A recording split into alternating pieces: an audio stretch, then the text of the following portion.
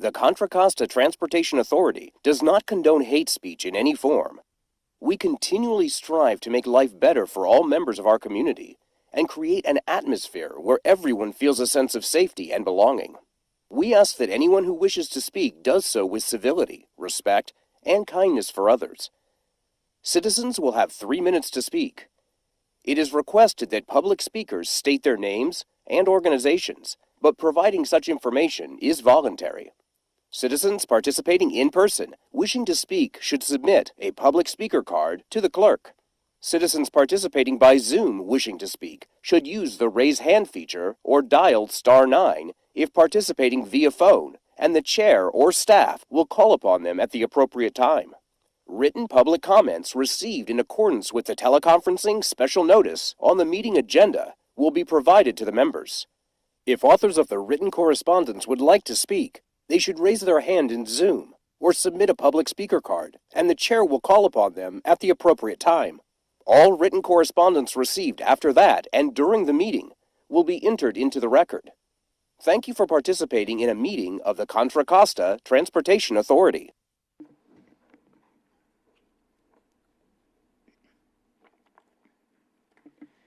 Thank you very much, Terry Ann. Got a couple more. Can you please conduct roll call? Member Birdwell?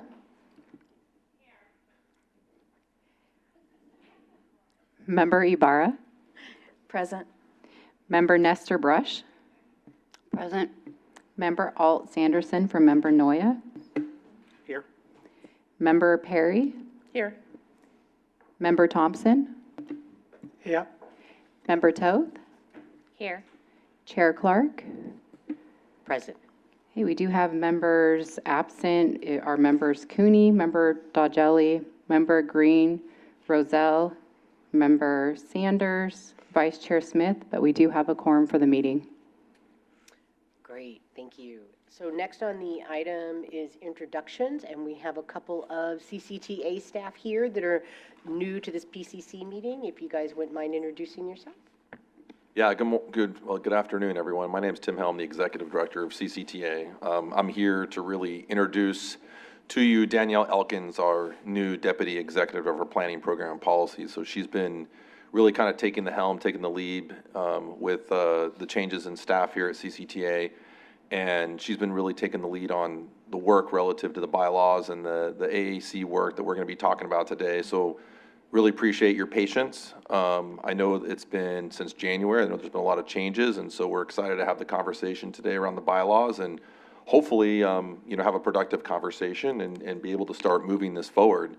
As you all know, this has been a very big priority for CCTA and very big priority for me. And so we've been really working hard. I've been doing a lot of the work in the background. I know I don't normally come to this meeting, but you can guarantee that I've been doing a lot of work in the background and supporting this team and supporting the CCTA team. And I think we really need to kind of take a step back. I think in some cases, and I'll just be really transparent, I think we were moving too fast on a lot of things. And so I feel like we need to really take a step back and really focus on this first step, which is governance, and really focus on the Accessibility Advisory Committee and this Paratransit Coordinating Council. Once I think we get the governance in place, and I think we can all agree on the governance, then I think we can start moving forward and implementing the work program and the strategies in the Accessible Transportation Strategic Plan. So I'm looking forward to the conversation today. I'm happy to be here, happy to support all of you, and I'll turn it over to Danielle. Hi, everybody. Danielle Elkins, the new Deputy Executive Director for Planning, Programs, and Policy. I'm in my 7th week now at CCTA. Have been trying to get caught up on everything and do as much research as I can to be informed today. I'm going to apologize that I didn't get the slides out to you guys sooner. I was out sick all last week. And if I ask what, it's because I still can't hear out of my right ear. But I'm hoping that today will be a good discussion point and we can go through all of this together and hopefully come to what we want to do next. And really grateful for everybody's comments and folks that have taken time to talk to me about this and help me understand it better. So looking forward to working with all of you. Thank you. Thanks for joining us. Next item is public comment. Have we received any written public comments? We have not received any written public comment. Okay. Is there anyone who wishes to speak during public comment on an item that's not part of the agenda? If so, you may raise your virtual hand. We have no virtual or in-person public comment. Okay. Well, then that concludes our public comment. We do have a quorum, so I think we'll go with the next item, which is the consent calendar, which includes the summary of actions from January 27th. Are there any changes or comments from the committee on the consent calendar? Yes. So on the summary of actions, I'm looking specifically at, I guess it's item number 5, regular agenda items, and there's a place where public comment was made. And considering this is a summary of the actions of this body, my understanding is that public comment wouldn't be itemized or have commenters listed by name. So I'm not used to seeing this on this kind of document. So I'm kind of just questioning on if public commenters or public comment should be listed on here. Period. Yeah, we do list the public comments that are received by the individual. They can submit a public comment anonymously, but typically we receive the name. So we try to provide at least a name, an agency, or if they're resident, if applicable, if they share that information. And how is that helpful? I would be more interested in a notation of what the comments actually were, like a general, summary of what the comments are, rather than just the names of people making comments. Yeah, it's just a summary of actions, so we don't list out, even in our minutes that are a little bit more detailed, we don't list out what they say. Sometimes it's hard to interpret, and we don't want to put something in there and then having someone come back and say that, that wasn't what I said, or that wasn't what I intended, or that I changed my mind later. So we do only list just the name and agency if applicable for that reason, and do not list any additional detail as to what was said.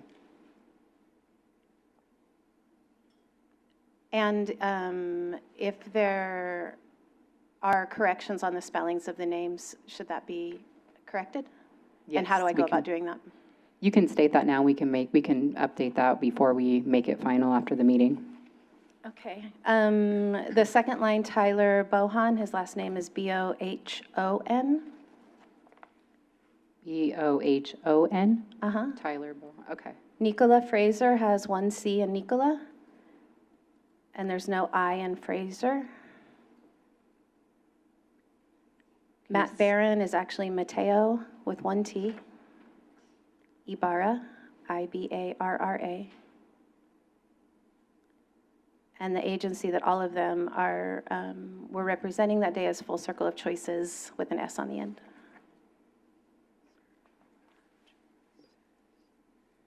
Can you go back to the Nicola one more time and state that again?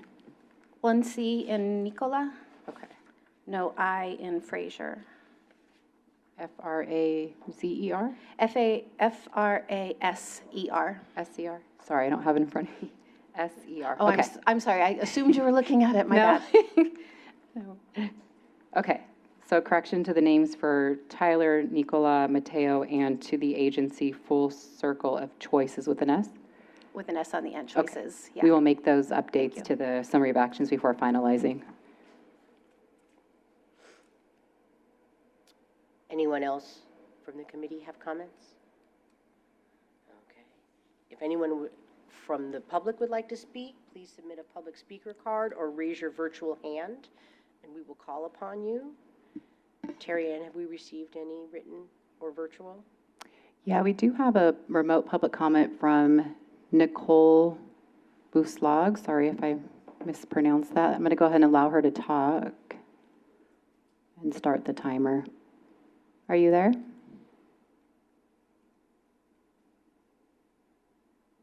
Nicole?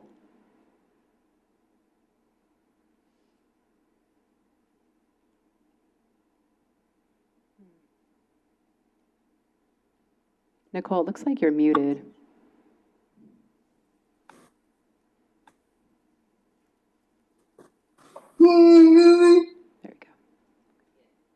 Thank you. Yes, we can hear you. Recording stopped. Recording in progress.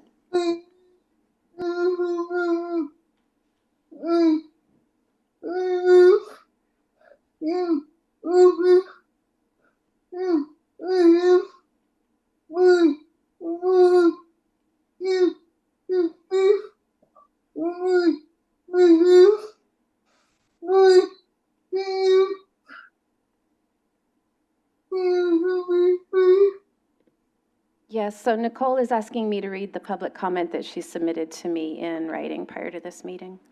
Thanks, Thank you. Nicole. So this is from Nicole Buslag. My name is Nicole Buslag. I live in Oakley, and I rely on paratransit. I have asked Ibarra to revoice this for me and to read the remainder of my statement. I am here today to talk to you about the paperwork that is required for ADA paratransit eligibility. I have cerebral palsy, which was caused by my umbilical cord being wrapped around my neck when I was born. CP significantly impacts my day-to-day living. It has done so since the day I was born, and unless something really newsworthy happens, it will continue to impact me for the rest of my life. Why do people with lifelong disabilities have to redo the eligibility paperwork for paratransit every 3 years? People with disabilities like me, or the clients I work with, need help completing the required eligibility forms. I need staff support to make the necessary doctor's appointment. I need to arrange for a ride to the appointment. Then at the appointment, the doctor confirms that I still have CP, and he tells me he'll give the paperwork to someone else to complete because he doesn't have the time right now. Then I need to arrange to pick up the paperwork at a later date and get it to the transit provider. It's basically a month-long process. I understand that some people require ADA paratransit transportation only temporarily, but for those of us that will need the service permanently, I am humbly requesting that you establish a process where a lifelong eligibility can be established. Going through the re-establishment process is frustrating, time-consuming, and demoralizing. I'm happy to provide any other information that might be helpful for you to improve this process. Thank you for your time. Nicole Buslag.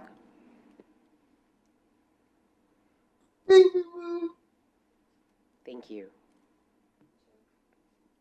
Yes, Member Toth. Can I ask for a point of clarification, because I know with public comments, we're receiving them as opposed to having a discussion about it, but I'm just curious, if somebody can answer this question, is the 3-year renewal some sort of a regulatory requirement in the world of fixed transit? Member Sanderson. Thank you. No, not exactly. It's not fixed route transit. It is ADA complementary paratransit, so that's complementary to fixed route. And the federal guidance is that agencies recertify eligibility every 3 to 5 years for permanent eligibility.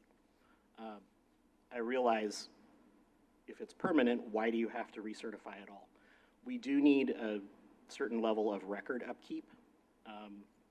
So that is a thing that needs to be dealt with somehow. I will say that also this is a very live policy issue. There have been some recent changes throughout the Bay Area. Most agencies have already gone from a 3-year research cycle to a 5-year research cycle. We're also looking at the recertification process to make that as painless as possible. And so more to come here. Again, not a discussion item, but Right. that is my understanding of the current state of things. So just to clarify, it's guidance from the FTA, it's not a regulation. Did I hear that correctly? There is not a requirement that you must recertify. Okay. There is regulatory language saying that agencies may recertify. Okay, thank you. Can I respond to her public comment?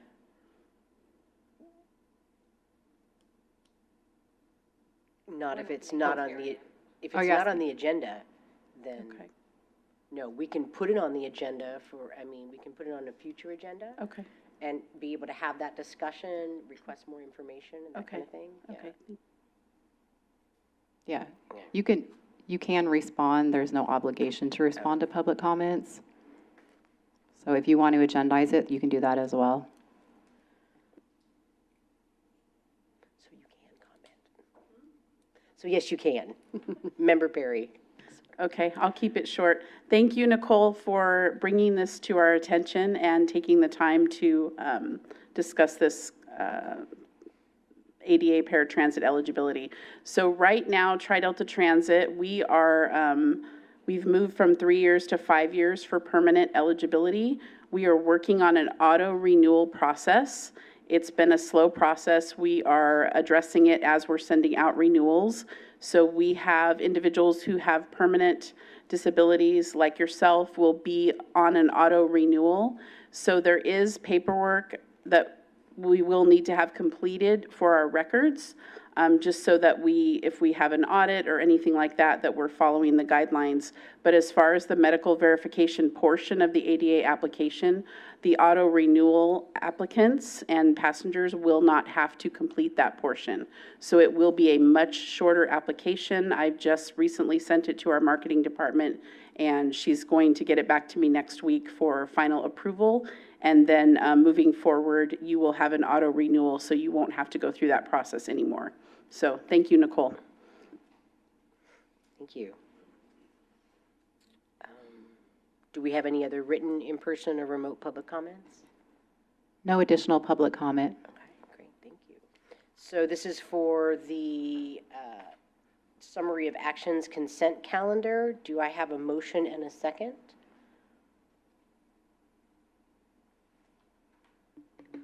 I'll make that motion. Thank you, Member Thompson. Second.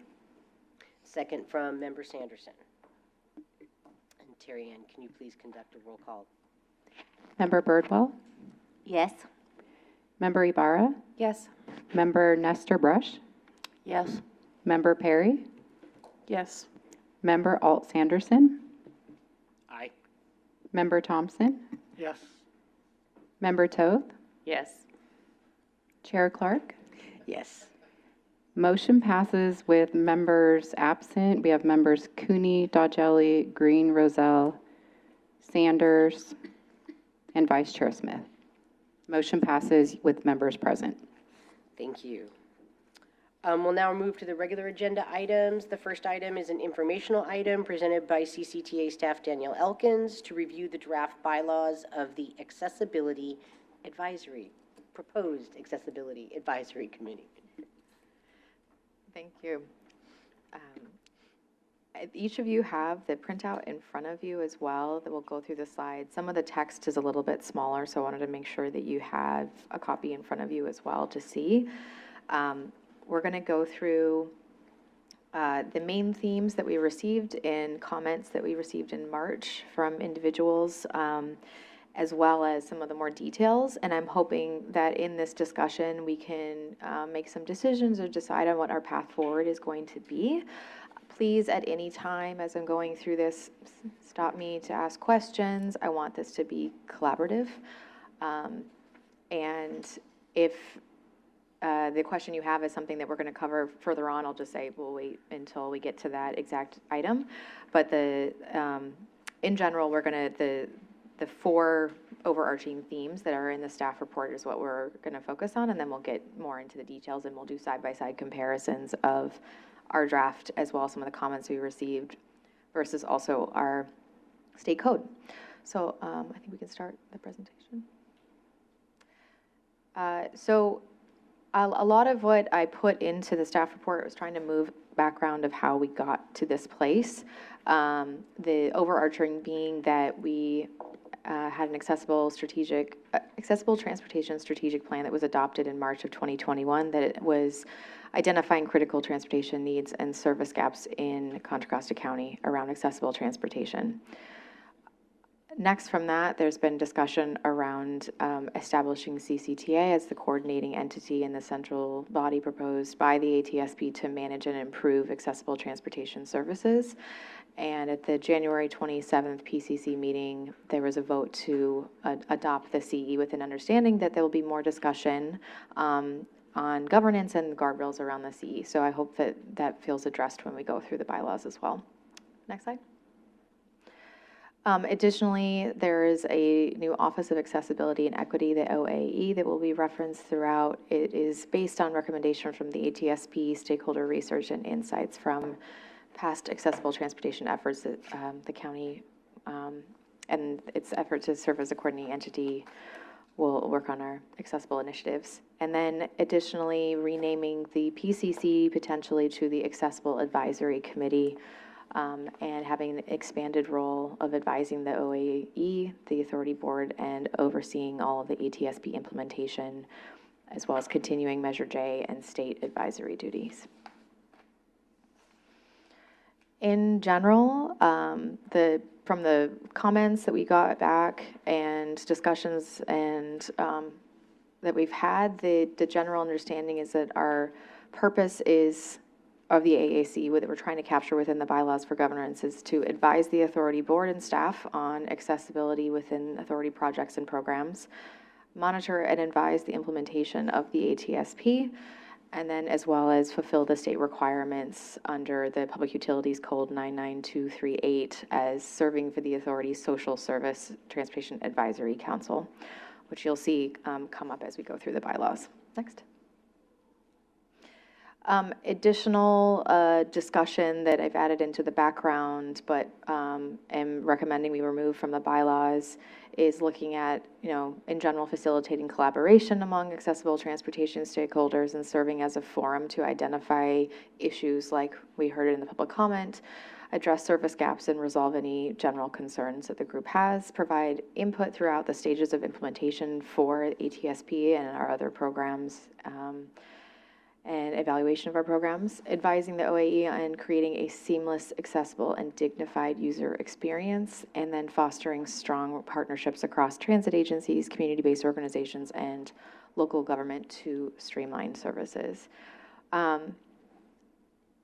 If anybody has any feedback on these and feels like this is not necessarily reflecting on previous agreement of what the purpose of the AAC would be in the future, feel free to share it, but we can get into the details too, if you prefer. Okay, next. So the comments that we got, we received 3 individual comments in March, and all of them addressed kind of within these 4 main areas of what is the purpose of the AACs as noted in the bylaws, and hoping that the bylaws are really just focused on governance. Talking about the membership and making sure that we are compliant with state requirements for our Social Service Transportation Advisory Council, while also balancing the needs of participation and accountability. For the duties, making sure that we are compliant again with the state requirements for the Social Service Transportation Advisory Council, and that the duties are reflective of what this body feels are appropriate for this group to be focused on. And then in terms of meetings, we received mixed feedback in terms of how frequent these meetings should be held. But I'll agree that we want to make sure that we have enough to address critical issues in a timely manner, but also balance the limited resources that some of our smaller providers have. So now we're going to go through each of these in detail, starting with the first one being the purpose. So as I noted, I removed a lot of the background information that we had in our draft bylaws in the January version and moved it into the background of our staff report, so that again, the bylaws are more focused on governance, which means that we'll have this kind of more streamlined, focused 3 points that this group is focused on, which is again, advising the authority board and staff on matters related to the authority's projects and programs around accessibility, monitoring and advising the board on regard to implementation of the ATSP, and then the last being that we're satisfying the state requirements for 99238 and serving as the authority's Social Service Transportation Advisory Council. I think the feedback was consistent that we want to be focused on this, especially within the bylaws, and just have it be focused on these governance aspects, but open to any feedback on that.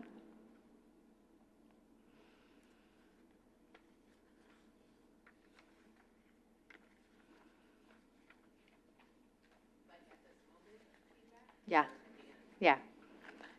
Feel free to chime in if you have something specific. Member Toth? Can we back up?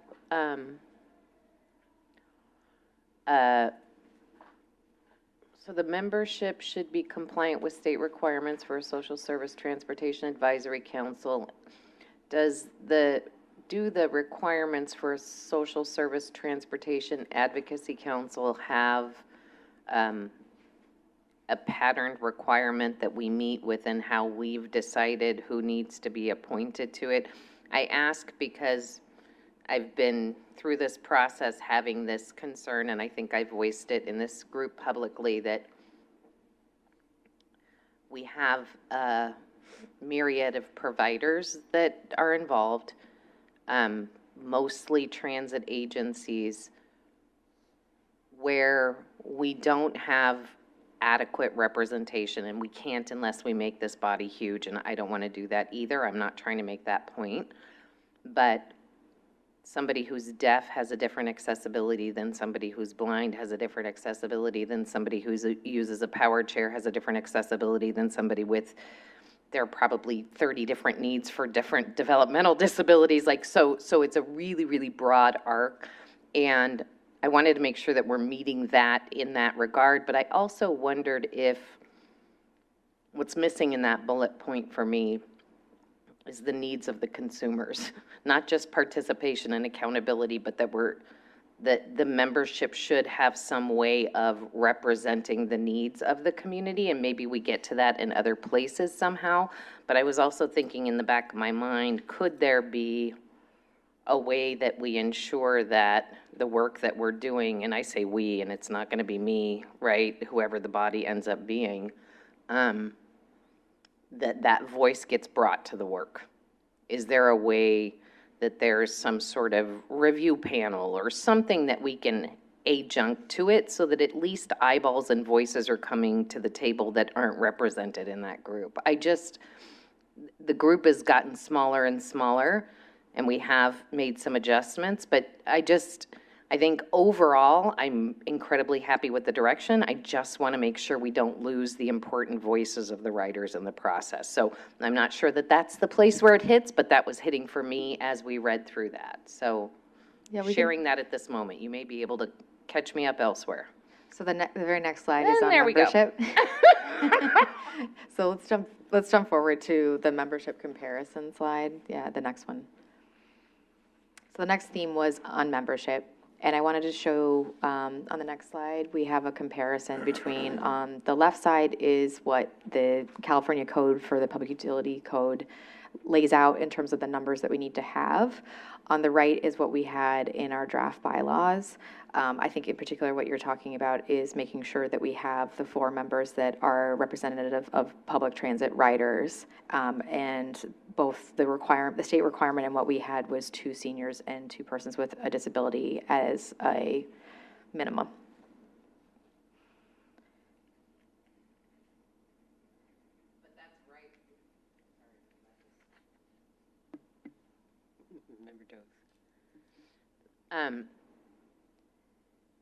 Just because somebody's senior doesn't make them a writer? Like, are we going to have them be writers and meet that requirement? Is that the goal? Okay. Yeah, that's, it's a potential transit user is how the state defines it. Oh. Okay, I'm going to let that percolate. Thank you. So additionally, looking at a comparison between the two, there's a lot of most of it is very similar and matching. We do have the challenge of our the way we've defined our social service providers is slightly different. So I'm actually recommending that I think some of the comments we got were good in terms of updating terminology to more reflective of the present situation that we have in Contra Costa County and how we name things, and making sure that we are reflecting the same language from the state language. I think that is a change that we should make. I think the main difference comes on, let's go to the next slide. Looking at our total right now, based on the comments that we received, we, on the left-hand side, received a modification that recommended 17 versus the full 19 that the draft bylaws currently include. The main differences being Having the representative of the board authority having 2 members, and the Contra Costa County having 2 members. On the left side, you'll see it removes the representatives of the authority as well as 1 representative from Contra Costa County.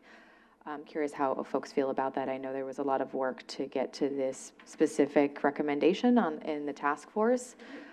I'm curious what the feedback might be on this.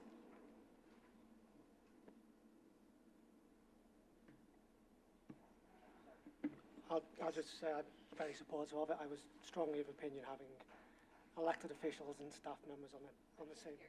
Sorry, I felt that having staff members and elected officials on the same board was a problem. So I appreciate the change. Member Sanderson? I guess a couple of points of clarification.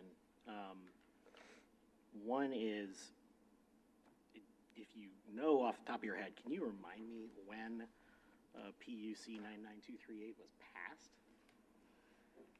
I don't have it off the top of my head. I was just looking at it. Probably something we can Google pretty quickly. Okay, I asked, my recollection is that it was passed sometime in the 70s or maybe the 80s.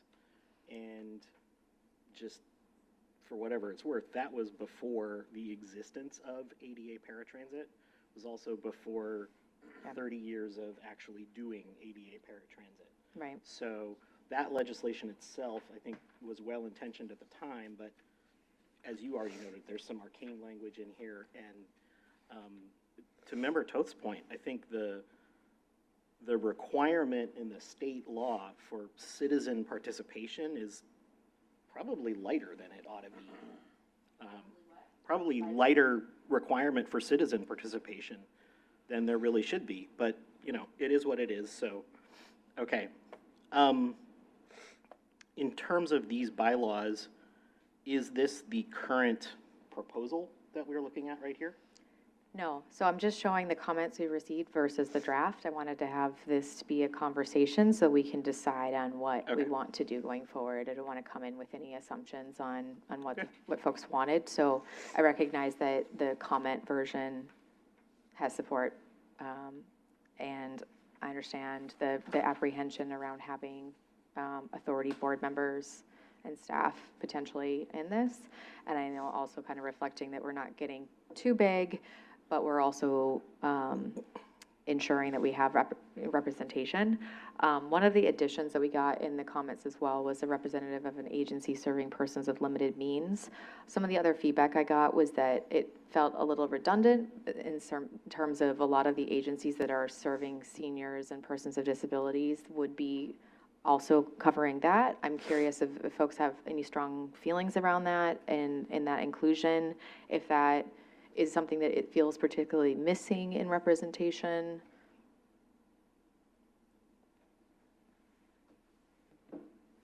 Member Sanderson? That was a thing that I had noticed in 99238. And I guess from my perspective, I don't see why an agency that does both couldn't sort of fulfill one or the other as needed.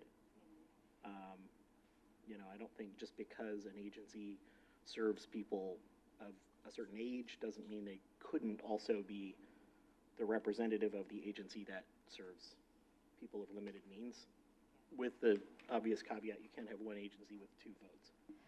That's I guess the main question is it, by adding in that, the one representative, is it adding in an additional agency within that is going to further complicate things, or is it going to be difficult to find a fourth in that? Mm-hmm. I cannot imagine that it would be too hard to find an agency that works with the unhoused, that works with food banks, that works with providing money managers, all those kinds of things. They're out there. Yeah. More so is, I guess, and maybe the question is, do we rather prioritize having an additional person with a disability to make sure that we're capturing a different perspectives on different disabilities, we have the flexibility that within the language from the PUC where these are the minimum, we have, on the previous slide, we have the discretion to add additional that we feel like is necessary to represent our community appropriately. So there is the potential that we could say something to the effect of a minimum of 3 and keep a fourth flexible between what interest we receive from the community in joining the AAC. I think as long as we are meeting those minimum requirements within the PUC code, the additional ones can be at our discretion.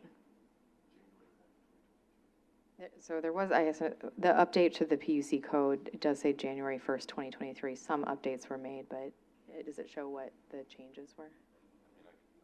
I can dig into it. It's more a point of curiosity than anything else, so don't spend time on it. Thanks. I also think it's, to look into, so we have representatives of transit agencies to then, ask on an annual basis, do you also serve those of limited needs? They can bring that forward, and then we can say at that point, yeah, we're actually meeting that. If that, yeah, I don't know how to word that. I'm just saying yeah, we could that, change the we wording could- to make sure that in the representatives that we have, we have somebody who's covering each of these 4 areas in some way. Yes. Thank you. Okay. Any other feedback on membership? I just wanted to reiterate too, thank you for taking and looking at the elected officials. I as well too would just say if I'm on a board with an elected official from my agency, that is definitely going to influence what I'm going to say here and how I'm going to vote. And, so thank you for that, because I do think that it really would have tied the hands of really receiving the information that this board as a whole would want to give. So thank you for looking at that. Appreciate it. One of the things that's going to come up later in the bylaws is the conversation around how we notify the CCTA board of the members of the AAC potentially, and the timing of that. And I think we agree that one of the things that could potentially fix the transparency and the connection between the board and the AAC is having everything done at the same time in the calendar year of all of our appointments to all of our committees across the CTA. So when a new board is coming in and new committees are coming in at the beginning of the year, that we then report to the board at the following board meeting after those are adopted, so that everyone who's on the CCTA board is aware of who the members are, and we have some more transparency. Then hopefully that will address some of that as well. Can I just add on that? I think just based on the history of this, the reason why this was of interest to certain members of the committee was because there was a strong interest to strengthen the relationship between the AAC, PCC, and the authority board. That was really what the intent was, to really strengthen the relationship, because I think the comments that I've heard is that, how do we know that the authority board is aware of what's happening at this committee? And so I think, so if there's a way, to Danielle's point, if there's a way to strengthen that, through either ratifying or providing updates to the authority board, or it's just, that's really the main thing, is really just strengthening the relationship. This is a priority for the authority board, and the authority board is highly interested of what this committee is doing. And so I think, and it's not like, not to say anyone's doing anything wrong, it's just there's a strong interest to understand, like, there's a strong interest in terms of, like, is this a priority that we're moving forward, right? The Accessible Transportation Steering Plan was approved like 3 years ago, and they want to see progress. They want to see movement. They want to see this stuff be implemented. And I think you all want to see this being implemented as well. And so I think there's just a really strong interest from the authority board of how things are progressing, And so it might be, I think one example of that would be this new work plan idea, And so when the work plan gets approved by the AAC, that we then get the work plan approved by the authority board, so the authority board knows, what the action plan is for the next year in terms of what the goals and action items and outcomes, the intended outcomes are for that following fiscal year, right? And so So that'd be like one example of how we can really strengthen the relationship between this committee and the authority board.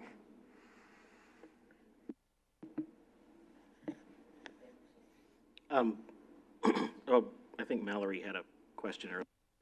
Well, I think the issue is having elected sit with the other folks, right? I know that at the transit district, we have our advisory bodies, and we have two of them, and they assign, the chair of the board assigns liaisons to that committee. So they're not voting members, but they attend the meetings and hear the activity and then report out to the full board. That's sort of the structure that I'm used to, as opposed to having electeds sit in what should be a working group. So that was one idea that we tossed around internally, was could there be, rather than the electeds be like a voting member, can they be like a ex officio? Like, could they be a non-voting board member sitting here with the dais? I don't know if you all still feel comfortable having that discussion, even though they're still at the dais, but but that's one example, Mallory, in terms of how to strengthen that relationship. So it's just, we're really interested in your feedback on that, because that's really the goal here. The goal here is to really strengthen the relationship between the authority board and also the board of supervisors and this committee, because as you all know, the electeds have an extremely strong interest in this topic and they want to see action.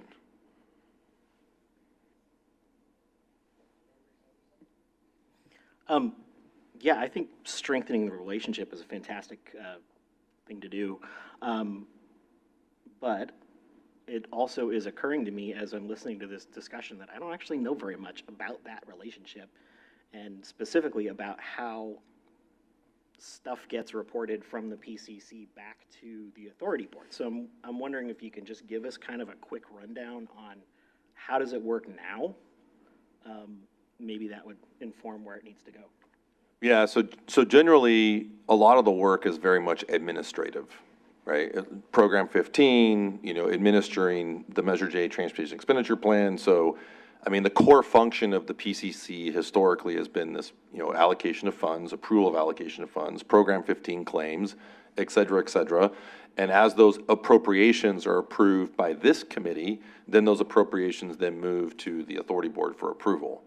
So that's really the only reporting that the authority board really sees, is just the staff reports and items that get approved by this committee into the authority board. So I think, again, the board is, that'll obviously continue. But it's really, can we take another step, to inform the authority board or strengthen the relationship with the authority board in terms of the activities? And I think, I already mentioned one, like the work plan. I think having this committee develop and approve a work plan for the Office of Accessibility and Equity, I think is a great example, because then we can then have an annual presentation to the authority board of what's happening, what are the actions being taken, what are the programs you're looking to develop. And that's why we want to, really get this committee evolving into this Accessibility Advisory Committee, because I think it's going to be the work primarily, I feel like, has been somewhat administrative, and I think now we're going to get very much into a strategic conversation and how we actually develop programs and implement programs, and particularly like One Call, One Click, and all of these other programs that we've been talking about, and so I think having those updates to the board. So to answer your question, John, it's really at a very staff report, bare minimum level, quite frankly, and I think we can do better. So just a suggestion from, I don't even remember where it was, but somewhere that I worked is the way we did it.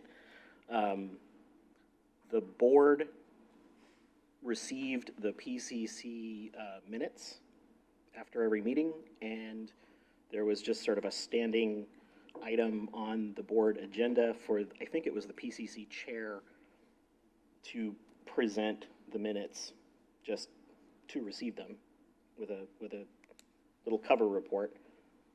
Very little detail, and it doesn't have to be every month, but that's one way to do it that I think feeds two birds with one stone.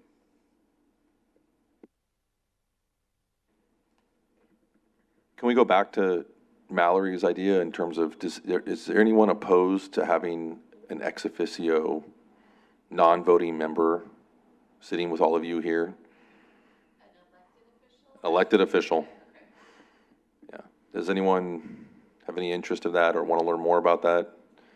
Because that's basically what Mallory's saying, is there's like this liaison from the board that's basically sitting at the committee, sitting at the meeting, you know, just observing the conversation, not discussing, not talking, but really just there to observe and then report back to the authority board. That's one way of doing it. So can I ask a question about that? Mary Jo. Is it possible, so you're talking, when you say board, you're talking board of supervisors? CCTA board. I was suggesting both the authority board and the county board of supervisors, and they could attend our meetings anyway, even with. You don't see them pawing at the door, oddly. No. But I will say,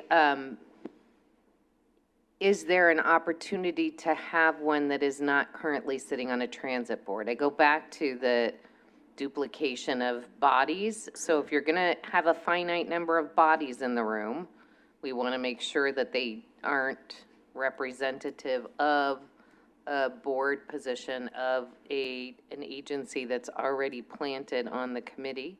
That would be my question. Is it possible to do that? I want to say I love the idea of there being more of a relationship between this work and the full board.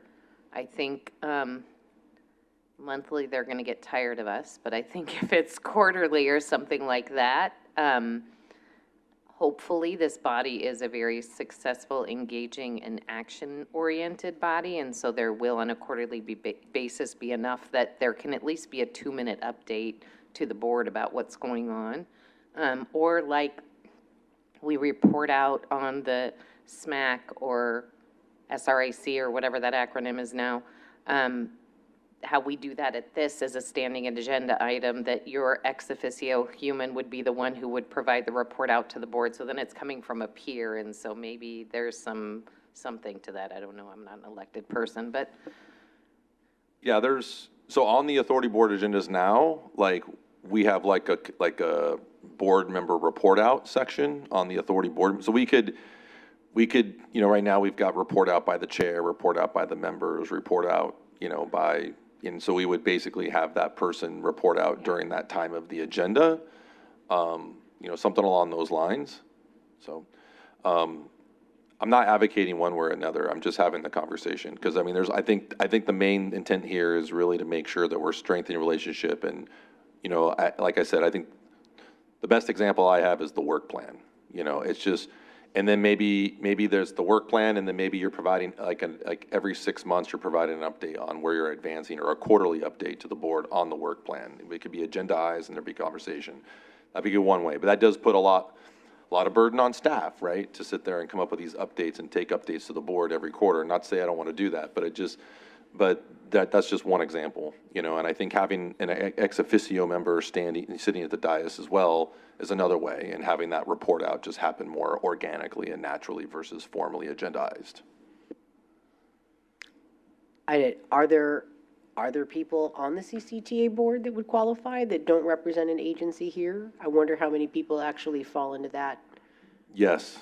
Okay, Yeah, so yeah. like it wouldn't be the same one person every time because that's the only person that isn't part of a board that's represented Yeah, in I an mean, agency here. the authority board, you know, it's 11 voting board members. There's a mix, you know, Okay. there's a mix of representation. So, like currently right now, and it changes, right? It changes after almost every election these days, I feel like. So, but yeah, I mean, it's a good example. Like we had the Accessible Transportation Task Force, right? And we had Luella Haskew as the chair, and she was running those meetings, right? And again, she was passionate. And before that, it was Teresa, you know, before that. And so I think it's just, there are people that are very passionate about this topic that want to stay involved. And so I can guarantee you we can find someone that would be willing to sit here, you know, at every meeting if they wanted to. So are the transit providers cool with that? Because you guys are the ones who have to deal with the electeds in a very different way than the rest of us do, right? I mean. True. I was actually going to ask Mallory if you can talk a little bit more about sort of how does that work when you've got board members sitting at your advisory committees? Are they part of the discussion? Are they just taking notes? What's it feel like when they're in the room? Well, it's great. I think the members appreciate it and the board members appreciate it. They don't generally comment on regular standing items, but then we have a chair's report and then we have a board report out. So they'll report out, we are going to be discussing a regional tax measure or at the next board meeting. And so they highlight things that the board is interested in or taking action on to the committee that we wouldn't bring as a regular agenda item. So it's worked out really well for us. And I think your issue initially was that, again, they vote on it, and then they're the ultimate authority, right? If they're sit on this 2 CTA board, so it's sort of kind of odd to me to have them be voting members. But I think having them involved in the meetings, I think, is beneficial. Yeah, I think there have been a couple of comments about sort of what the inherent hazard is of potentially having board members sitting on the advisory committee itself. But also, I can see there are some strengths as well.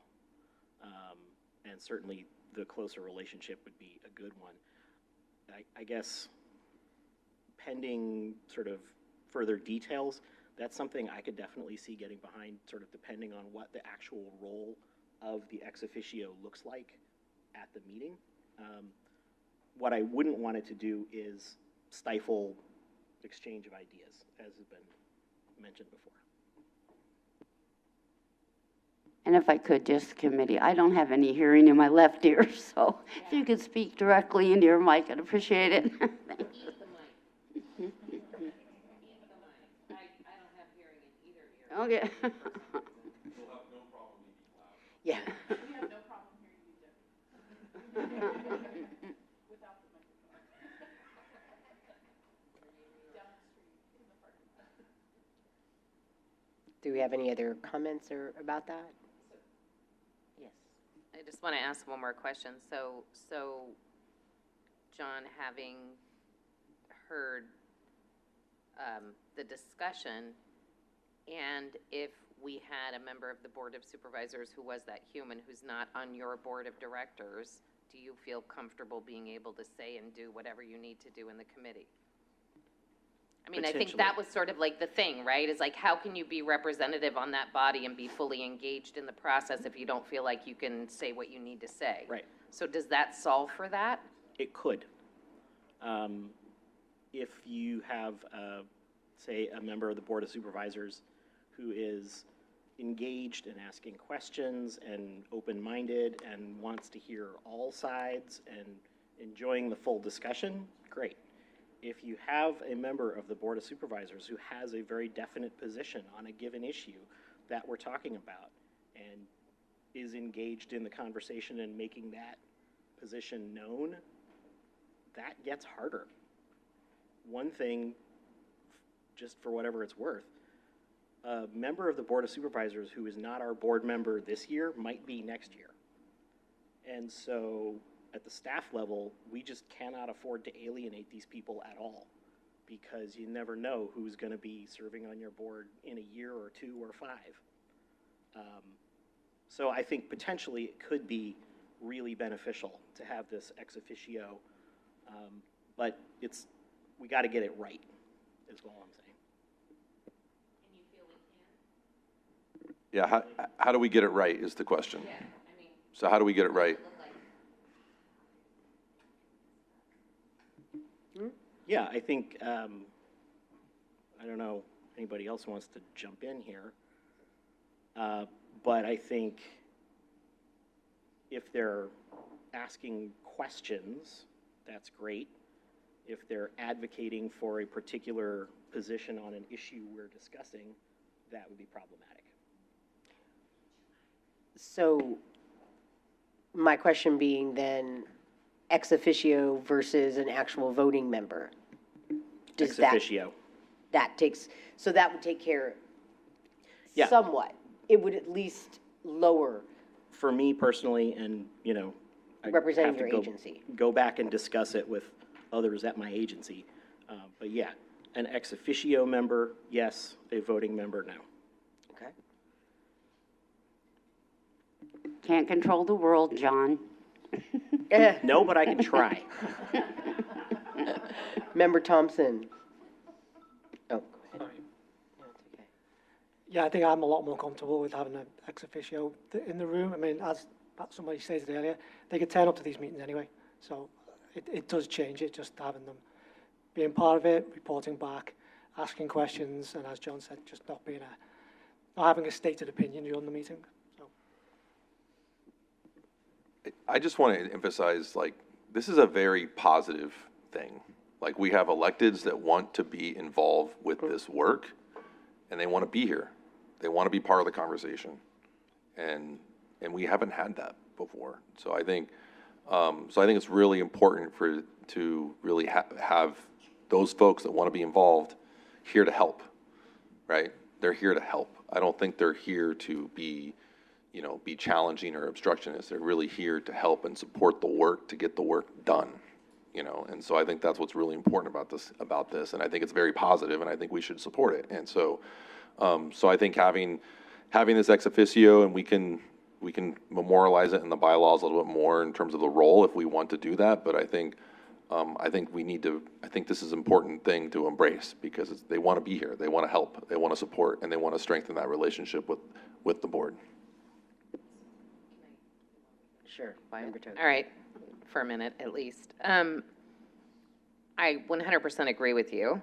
Having been around this block for almost 24 years, it's unprecedented to have CCTA board members wanting to be engaged and involved in this.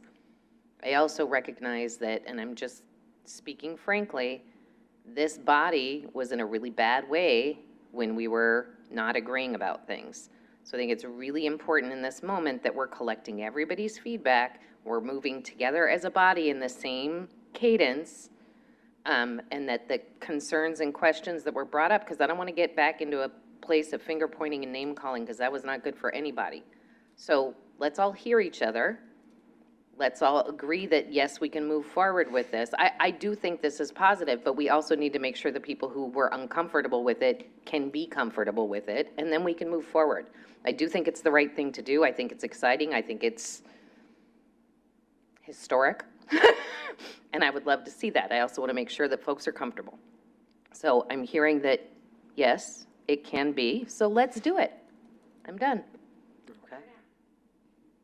Okay, maybe to summarize, to make sure we're all on the Yeah, same page. that's what I was going to ask. We want to make sure that we are capturing different individuals with different types of disabilities so that we have that perspective. So we'll figure out how to put some language in around that.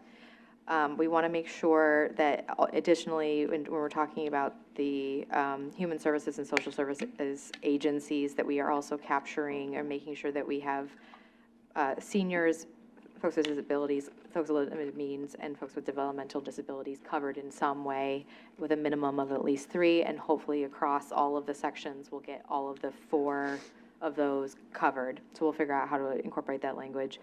And then for the board members, as well as county, and then MTC was always a non-voting ex officio, so we'll update, we'll figure out a way to how to reflect this ex officio status for the board member as well. From both. Yeah, and I guess the question is CCTA. the language, the state language on the county is what I was thinking of. Yeah, I mean, what I was thinking is you would still have the representatives as, so you have representatives from the authority board, you have representatives from the county as voting board members, not elected officials. And then you would have this like non-voting elected official role as an ex officio, basically. So you would add like 2 members, basically. So you have like 3 non-voting, basically. 3 non-voting, which 3 non-voting? CCTA? So CCTA, Board of Supervisor, and MTC. Oh, and MTC County, is already yeah, there. MTC is already there, yeah. I guess it didn't come up yet, here, eating the mic. I think if available, I think having county staff be on the panel would be really, really helpful. As a full voting member, you know, they've got a big stake in it. What I don't know, and it's more really a question for legal, is can a member of CCTA staff sit on the PCC as a voting member when you're also staffing the committee? I just don't know the answer to that. I was looking for some more of the language from, it is pretty flexible, the state rule. As long as we meet the other ones, we have the discretion to add if we want to, but I'm open to feedback. I'm trying to find the extra language around the county one too. Yeah, I would just say it doesn't necessarily have to be staff. It's representatives from the authority board. So, right, so it could be staff, it's a representative, basically it is someone who is representing the CCTA board.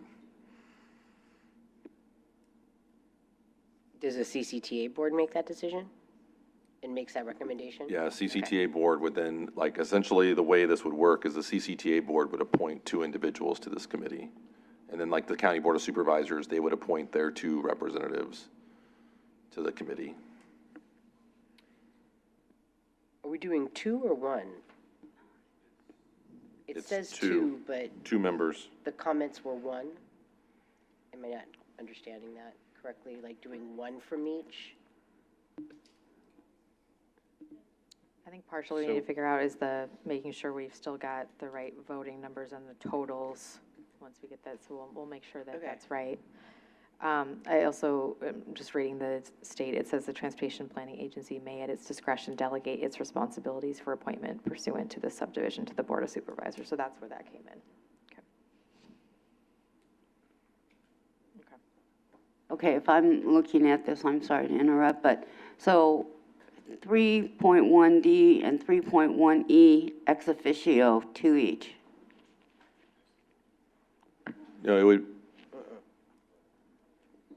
yeah, it would be 2 representatives from the authority board, 2 representatives from the county, and then you would have, there'd be a 3.1G and 3.1H, that would be these non-voting members that would be added.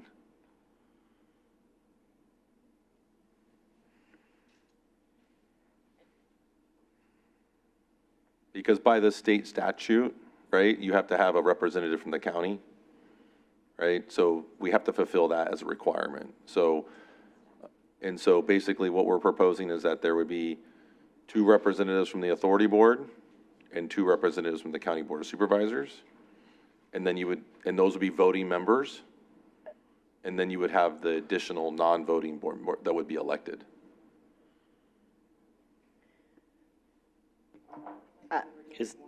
No. Is that that 99238? Because that's just not how I read it. Maybe I'm wrong.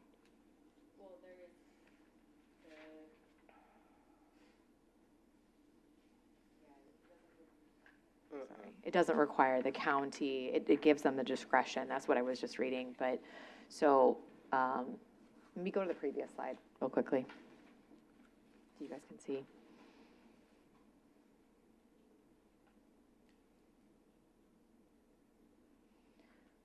This is where it says, it just has the transportation agency, and then it says the transportation planning agency may appoint additional members in accordance with the procedure, and then I made that reference in there.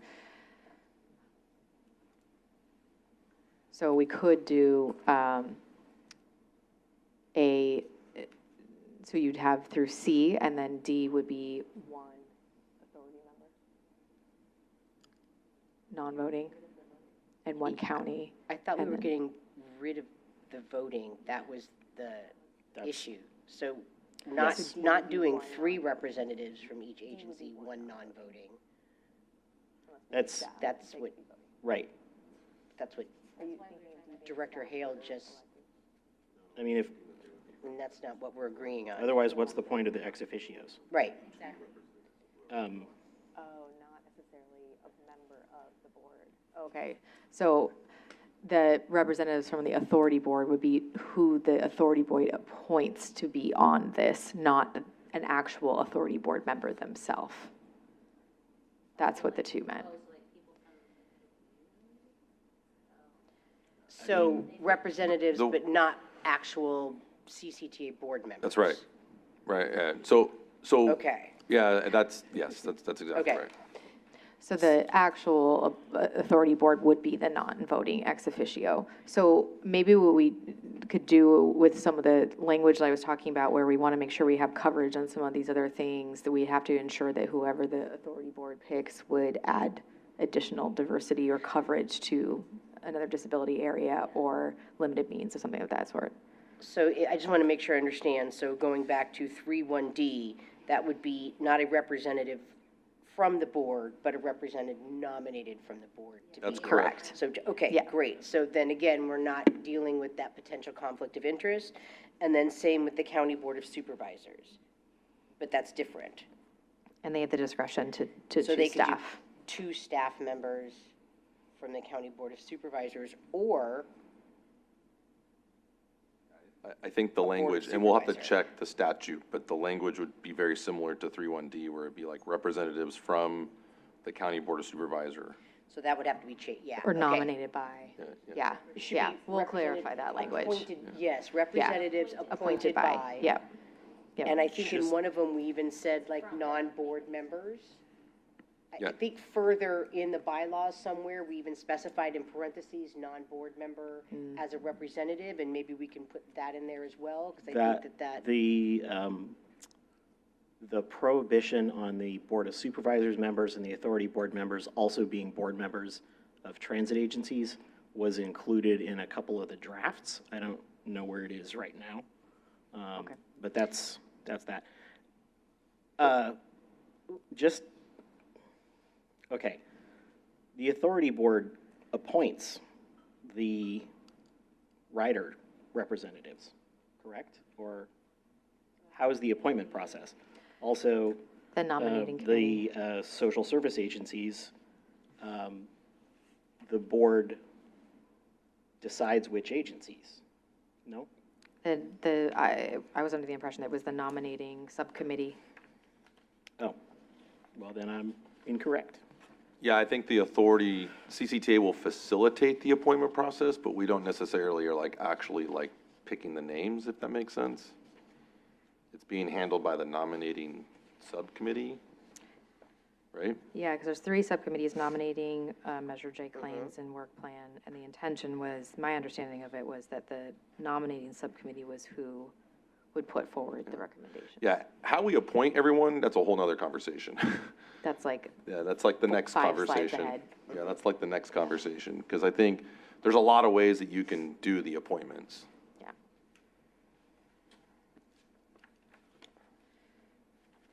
Okay, just to be clear, we're not going to have electeds Correct. as voting members. Okay.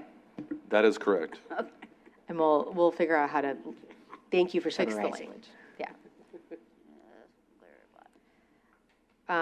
The next item was membership terms. So I wanted to show kind of all 3, because I think the way that the California code is more similar to some of the comments we got, and I do think that we need to change it to be reflective of the state code, which is of more staggered appointments. The difficulty is that when we first start out, it's going to be difficult to figure out how we're going to stagger and roll people off when we're at a starting point. So my recommendation on this was to edit the language to be more reflective of the state code and of the comments that we got on this.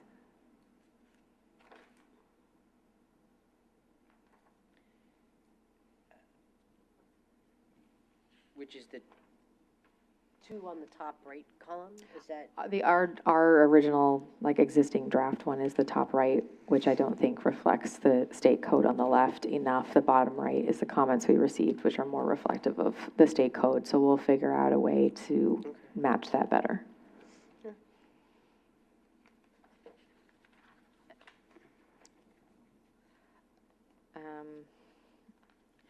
next section is duties, but I kind of, I'm sorry, Dee. Yes. I just have a clarifying question. In the case of the transit operators, it's the seat, not the individual, right? So I mean, I can come and go tomorrow, but AC, BART, everybody will have Yep. a perpetual seat at the table. yes. Any restrictions on who sits in the seat? We don't have any in there currently. I mean, can you elaborate, John? What are you thinking? Well, I'm the alternate. Rosa is the primary for County Connection. There currently is no provision for if my GM wanted to come and sit in this seat, you know, as his employee, I would certainly want to make room for him, but there's no room in the bylaws for it. So I'm just wondering if, you know, there was that flexibility. We don't have anything in the bylaws that are commenting on that besides giving the power of the nominating subcommittee to make the decision, or if somebody wants to identify their alternate or swap it out at any point. I guess, Mallory, if I'm understanding your question correctly, is it effectively the agency that is the member that owns the seat, or is it the agency employee who has been designated as filling the seat? It's kind of a ceremonial distinction, but I think it gets to be important at some point. From what I understood, but that doesn't, is just that that's why we name alternates, that those are the people that are approved to come and also approved to vote? Is that? Yeah, they do need to be officially appointed by the agency, but it would be at the agency's discretion to make that appointment as well as an alternate. So for instance, if my director wanted to come in and sit, which by the way, this just came up, would that person have voting rights? Because that is well, you haven't been to any Unless meetings, you they're haven't your seen- alternate, no. Right, Correct. okay, so, and then that, I would say making that clear in the bylaws somewhere, that unless they're actually named alternate and approved by the committee as an alternate, they can come, but they can't come to represent your agency. It's only if their designated alternate has the ability to vote, and only if the main person is not there and they have been given that authority. Do they have the ability to come and sit here, or can? if The they're not a alternate named alternate? could attend, but they wouldn't be able to vote if the original person is there who's voting on behalf of that agency. Like I said, thank you for bringing it up, because it did recently come up. Yeah. That I wasn't going to be able to make it, we don't have a named alternate, so it's like, oh, who can we send? I'm like, I don't think we can just send You anybody. can't send anybody. Yeah. Right, so, but that was kind of, so just to make sure that we do have that in there, because I think it's, you don't want somebody you've never seen coming in and voting on not being part of any of the discussion. Yeah. Thank you. I mean, Terry Ann can correct me if I'm wrong, but basically, to your point, John, if the GM is not appointed, they cannot come and sit and vote. Correct. So and that's a legal thing. That's not, it has nothing to do with the ability or not. It's just a legal thing. Like like the person gets appointed, as much as it's the agency that makes the appointment, whoever gets appointed to the seat has to be there. Unless you go through the full process with your board to change it.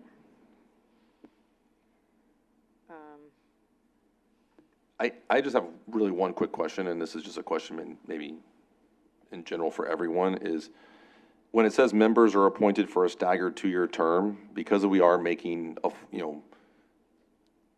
brand new appointments, does that mean that some people are only going to be on the committee for just 1 year to be able to actually get those appointments staggered? Does that make sense to everyone? I just want to make sure that's really clear to everyone. Like, there are going to be some people who are only appointed for 1 year Yeah, it's to make it staggered. the state says 1/3 shall be for 1 year, 1/3 shall be for 2 years, and 1/3 shall be for 3 years. Yeah. And we get to decide who gets 1, 2, 3? Presumably, we draw lots, I would think.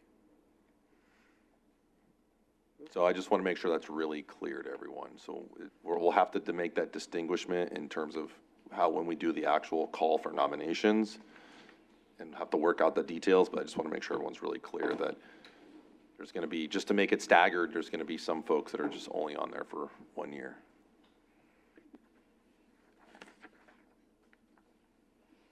I think that should be elected people.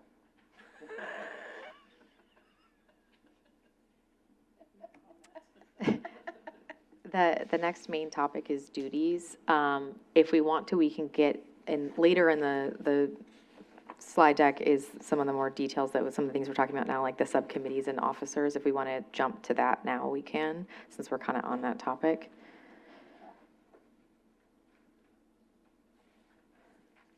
It's the second slide for additional comments.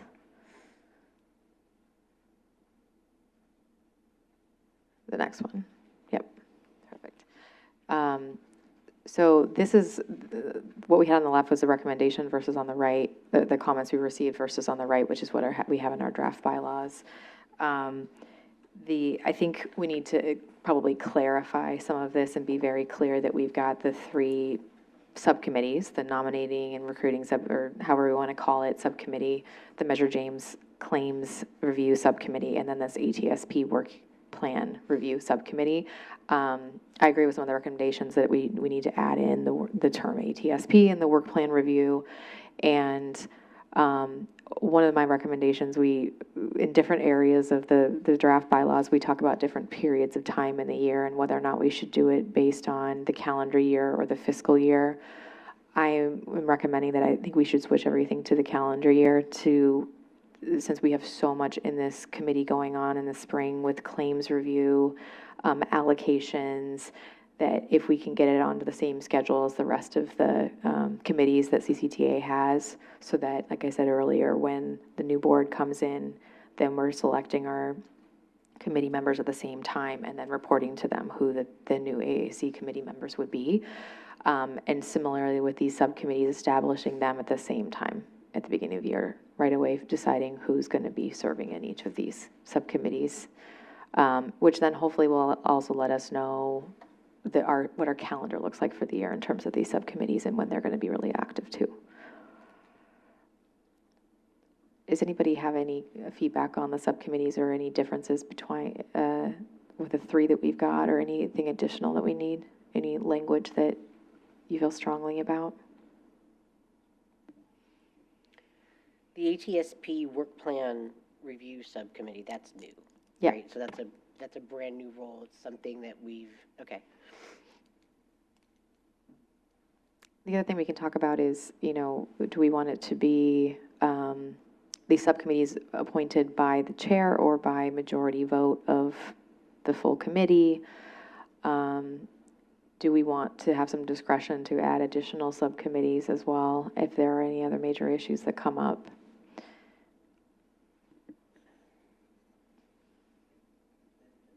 Yeah, so definitely we want to be able to add subcommittees if something comes up.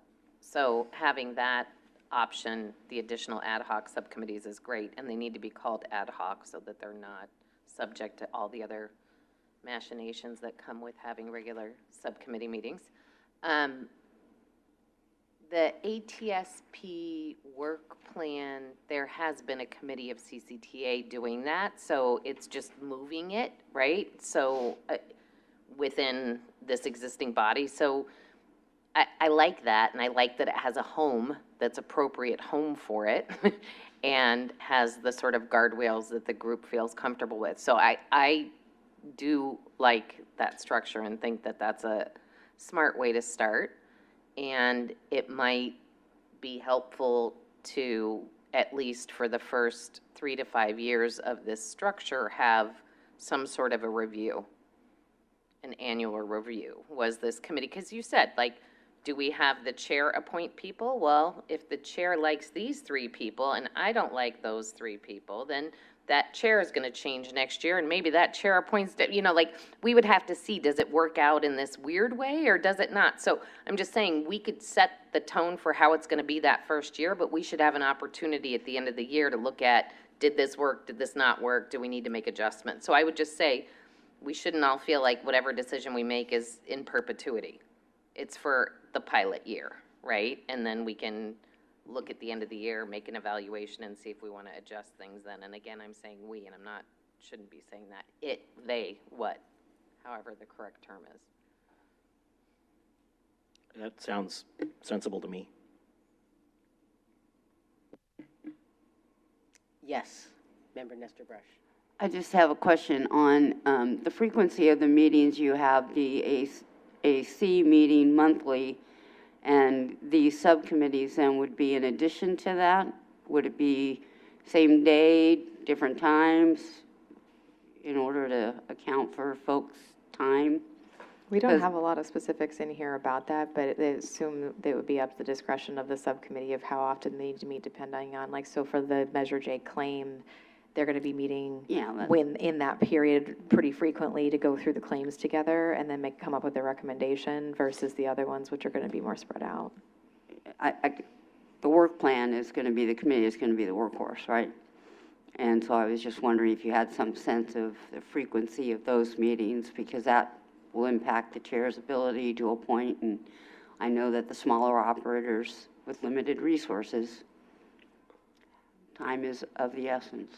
One of the other main items that we have to go back to is this conversation on, in general, on meetings, because a lot of the comments we got back were for smaller agencies, meeting monthly is a lot for them, for the amount of resources that they have going to this type of work.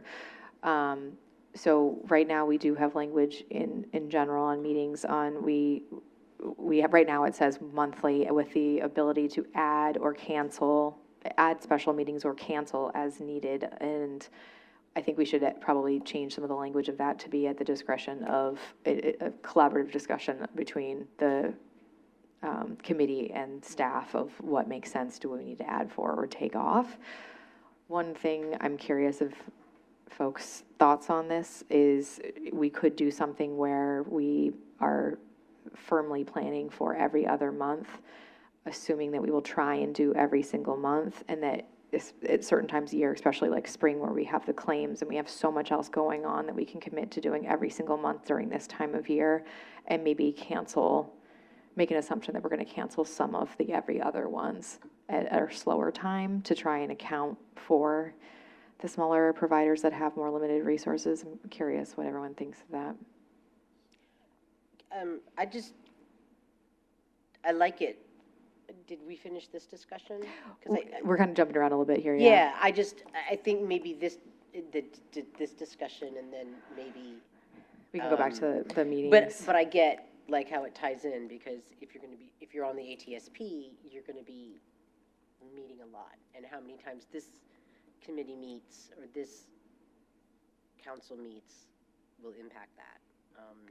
Can I just clarify one thing? When you say being on the ATSP, are you talking about the ATSP? Sorry, subcommittee The review. subcommittee review? From Okay. here, sorry, yes. Gotcha, okay. The Because I think, plan review subcommittee, yeah. yeah, just to make this, I mean, you already all know this, but once we get the AAC form, like, we will formally dissolve the ATSP task force, the working group, and all of those other committees. Those committees have not been formally dissolved yet, just so you all know. So I think you may have been told otherwise, but that's not correct. Those committees are still active.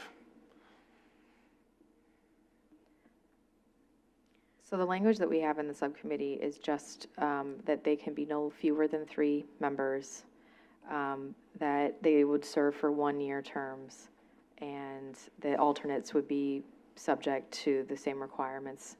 And like we mentioned, like the ad hoc subcommittees can be formed from time to time. Is there any other provisions within the subcommittees that we feel strongly about adding or removing? And I think the comment was majority vote or appointed by the chair, and the comment was, one comment that was made that it should maybe be majority vote to keep it, or that was my question. How flexible is it to change that after a year? Is that a big deal, or we do the majority vote, we see how it goes, and then we put that in there the next year to edit those bylaws? Is that a big old process, or is that just something that we can do? We can, yeah, it's up to Okay. your guys' discretion to change the bylaws. It would just Okay. come forward again with that change and then adopt it. Yeah, Usually for the approval of the bylaws, it does require a 2/3 vote of the body. Yeah, In relative to the frequency, I know there's a lot of concerns about the time, invested here. I think, just keep in mind, I think that the first year, maybe even the second year, there's going to be a lot to do, in terms of like the programs. And what we don't want to do is, we don't want the frequency of this group to hold up implementation of those strategies in the ATSP.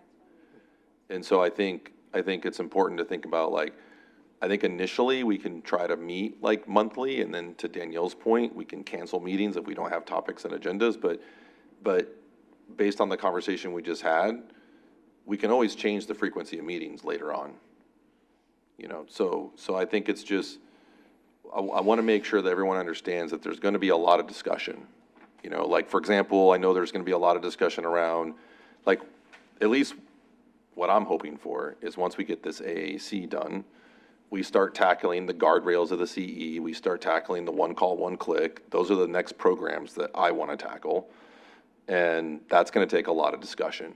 And I don't know if meeting every other month is going to be enough, quite frankly. It's just going to, I don't want the frequency of the meetings here to delay actions, the work that needs to happen. So that's my only concern about the frequency of meetings.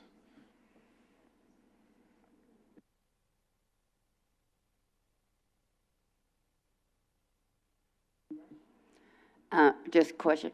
I would recommend that we have the chair make appointments, because she's going to have to call for volunteers probably for a lot of these subcommittees. And so getting a majority to vote, I think the chair should ask for volunteers. And then, if you want to put it to not a roll call vote, but just an audible vote, because filling these subcommittees. And I also would say I would not have transit operators sitting on the claim review subcommittee, because it doesn't make sense to me.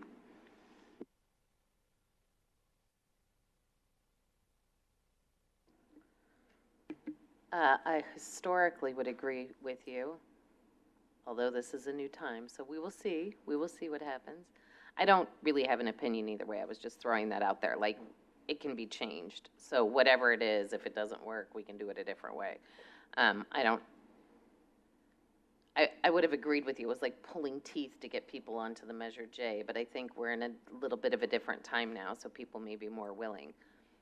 If we need to meet monthly, we meet monthly, with the understanding that we don't have to make up a meeting if we cancel a meeting. So as long as we're very clear about that, so the way that Danielle articulated it in terms of, like, if we're in the middle of a Measure J claims review, we would skip a meeting in that month for the poor humans that are on that subcommittee, because it's a lot of work to go through that. So I mean, maybe there's anticipatory, like, we meet 10 times a year, these are the times, like, we might even be a little more smart about how we set that up. But I think I support the idea that work needs to be done and the committee needs to be meeting, as long as, if we don't need to meet, we agree we don't meet. Yeah, I mean, 100%. I think we can schedule them monthly, because it's really hard to get everyone's calendars aligned and everyone can anticipate. We can schedule, and then if we don't have anything for that agenda topic, then we just cancel it. It's easy to send out a cancellation notice. Terry Ann would probably disagree with me, but it's easy. Yeah, so, but I think it's important work that we're trying to accomplish. And I think, to your point, I think Danielle's right and everyone's right. If we need to cancel meeting to give subcommittees time to do work, that seems reasonable. Or meet more often to support them, whatever is necessary. The very last slide, I'm not going to jump ahead right now, but is also a conversation about vacancies and people attending meeting frequency. That is also kind of a strategic conversation we can have. I don't want to jump around too much, though. So we still got to go back and do duties. Maybe let's go back to that. The theme 3 duties slide, Erica. Yeah. So the duties as outlined by the California Code is pretty minimal. it says they shall have the following responsibilities. They annually participate in identifying transit needs in the jurisdiction, including unmet transit needs that may exist within the jurisdiction of the council that may be reasonable to meet by establishing and contracting new public transportation or specialized transportation services, or by expanding existing services. The annual review and recommendation action by the agency for the area within this jurisdiction of council. Basically, again, identifying unmet needs. And then the last being that advising the planning agency on any other major transportation issues, including the coordination or consolidation of specialized transportation services. Our draft bylaws include significantly more. The comments were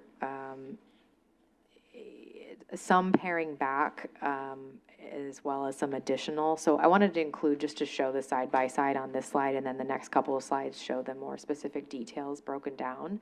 But just so you guys could see, this is on the left what California code requires of this group. So the next conversation becomes, when you go to the next slide, we can go through them in more detail, how strongly folks feel about each of these duties and roles.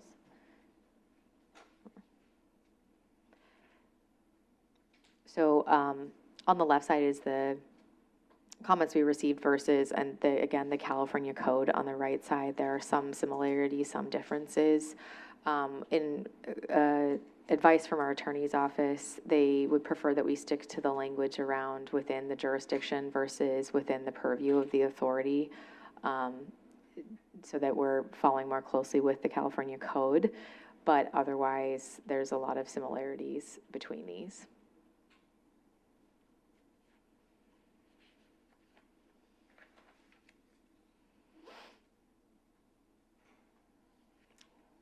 Let's go to the next slide.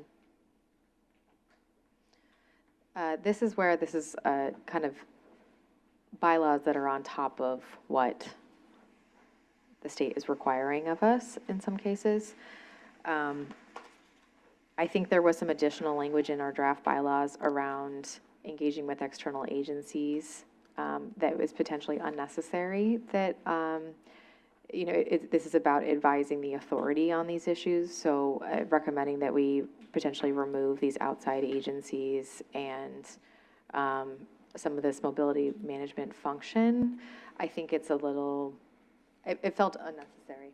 So we're just looking at streamlining some of this and having it really refocus on advising the Office of Accessibility and Equity and the authority on CE implementation, as well as on the ATSP implementation, which is the most important part, for sure.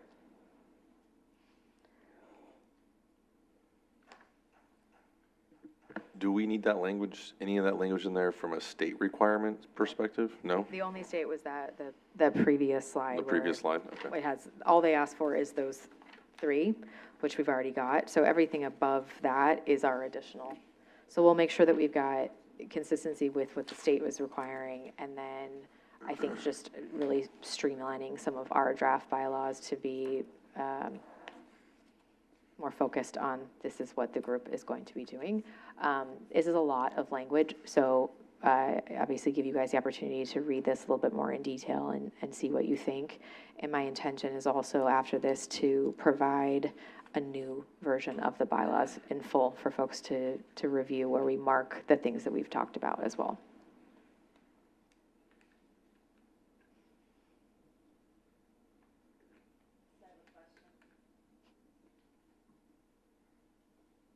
Oh, sorry. Member Toth. So on 4.1.5, is there a reason that we took accessible transportation out of that bullet altogether and it's just about paratransit now? That's the old version. So Okay. we agree with that it should be updated to be accessible. Okay. It's a good catch, yeah. The new version is 4.6 on the other side, is that right? That's the kind of comment version that we received. So my recommendation is that for that one in particular, we reflect that. We basically agree that any time that it is saying paratransit, we want that to be updated to be accessibility, to expand that. So trying to basically a combination of streamlining that language and updating to accessibility.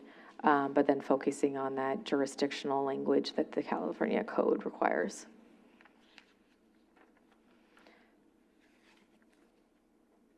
In the, let's go to the next slide.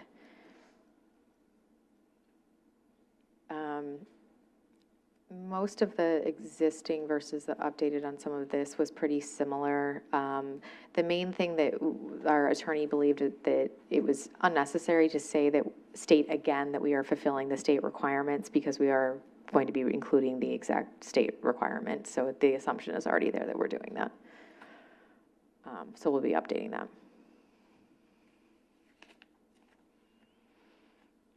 And then the next slide, the comments were advising that we include a lot more detail, and I'm curious of folks' feedback on this, if this is necessary or if it is enough to be including more of this in our staff report background, especially when we're in the next meeting, if we do decide that we want to vote on adopting the bylaws, do we want to include more of this in the background, of what our intentions are and why we are doing this work, if it's necessary to put it in the duties versus including it in background, since we want to make sure that bylaws are focused on governance.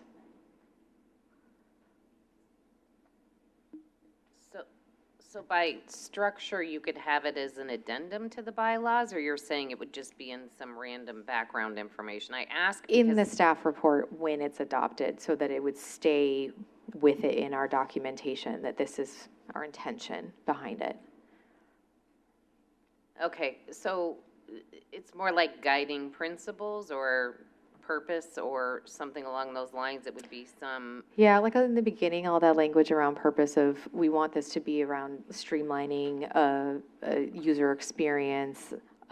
We want this to be about improving the experience of those that are engaging in using accessible services, those kind of overarching guidance that was agreed upon of why we are doing this. yeah, because I just want to point out, I think that's really important. I'll give one sort of example where and I'm going to get it wrong, Tim, and just hop in and tell me what the right acronyms and whatever are, but when we were listening to the presentation on the $1 million grant, which is Optimat, that, the thorn in my side. Okay, I'll just call it the Thorn in Your Side program. The concern that Elaine Welch from Mobility Matters felt about, like, oh, so somebody's else is coming in, and they're gonna come in, and they're gonna start scheduling my rides, and and in my conversation with her, no, we had guiding principles. There are not going to be new services that do what you are already doing. Like, so it serves more than just as a piece of paper, but as when we hit this moment and we're like, that sort of doesn't go with this, like we use it as a reference point when we come across something that could potentially not match with what our intention was. So I just say it's a really important thing, but legally, if it doesn't make sense to have it in the bylaws, it just needs to be in something that has some sort of weight. I don't know what that is. And this is my own lack of experience with the ATSP, do folks feel that there is enough of that in the ATSP, which is what this is referencing over and over again? That's not going away. The ATSP stuff is all staying, then I think it lives there. Okay. And I think that's fine. Yeah, I think if you look at the bylaws, it references the ATSP because it's a approved document by the authority board. It even specifically references that this group will update the ATSP every 5 years. So the ATSP is the Bible, right? And these bylaws are basically referring back to that document. Then I think that's fine. Yeah. I don't think it needs to be in the bylaws if we're maintaining those agreements that we had worked on. Yeah. Right. I think we're good. So It's in the bylaws that we will come back every 5 years to reevaluate the ATSP as well. Yeah, right. And I mean, we can start every meeting with the guiding principles if everyone wants, just to help the conversation. That was a joke. Yeah, maybe just as needed.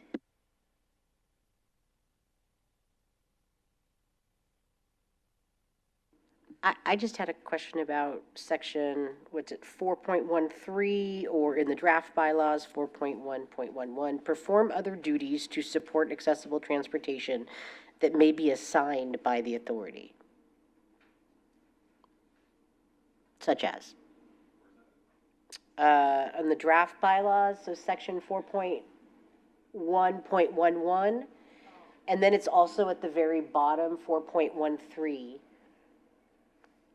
I mean, you know, sorry, other duties is So- assigned reads like we're staff and we're going to do what our boss kind of tells us to do. So I'm just, I'm curious as to what that, you know. Yeah, so I'm just curious as to what that refers to, an example of what that, like, something that the authority board would assign to this body to do. Yeah, I mean, this is important, right? I mean, this is the important thing about governance is that, you know, the authority board is the governing body of CCTA. You know, this is an advisory committee to that authority board. So if the authority board feels like there's something it wants to pursue, it can assign something to this advisory committee to, you know, to look at or to pursue, right? So I think it's, you know, so I think the committee, I mean, this goes for all of our committees. I mean, the authority board seeks input from the advisory committees, and then the authority board can also give direction to the advisory committees. It goes both ways, yeah. Just hadn't seen that happen, so. Any other feedback on duties? Okay, so the next one is the meetings. We're back on. Theme 4, yep, theme 4 meetings and the frequency. So the next slide, again, we receive feedback either monthly or bi-monthly, but I think we've kind of come to a conclusion that we schedule as monthly and then address as needed, the committee working with the authority to cancel or add as needed. And we do have that language in there. I may change like locations just to streamline within the bylaws, like where things are falling. Go ahead. And I'm just going to bring more of an overarching theme again of, there's definitely two different purposes through the years that I've seen for, and I'll talk about the PCC, which is I'm showing up because I'm getting Measure J funding and I want to continue to get Measure J funding. And part of that is to be here and give feedback and also to say, as an agency, this is what we're doing. And this whole thing has definitely changed, right? It's changed what this body is doing. So the question is this now a new requirement to do all of this to continue to obtain Measure J funding? And I'll give an example too. Like for me, when you look at transportation is 20% of my overall job description. And when I put this all together and I put subcommittees together and that kind of stuff, it is way more time than when it was originally decided, this is your job and this is what you get, and you know, you oversee this Measure J program. So part of, again, the meeting, you know, the meeting comparisons, the frequency, as we said, the ATSP work plan overview, that's a lot more work. And then you throw in, you know, monthly meetings. Even being, okay, well, maybe we'll only have 10 or 9 meetings, it's still a lot. And I think that's some of the questions. And I probably should have brought this up in the makeup, but when you look at the makeup, it says, oh, only 2 of the agencies here need to be represented.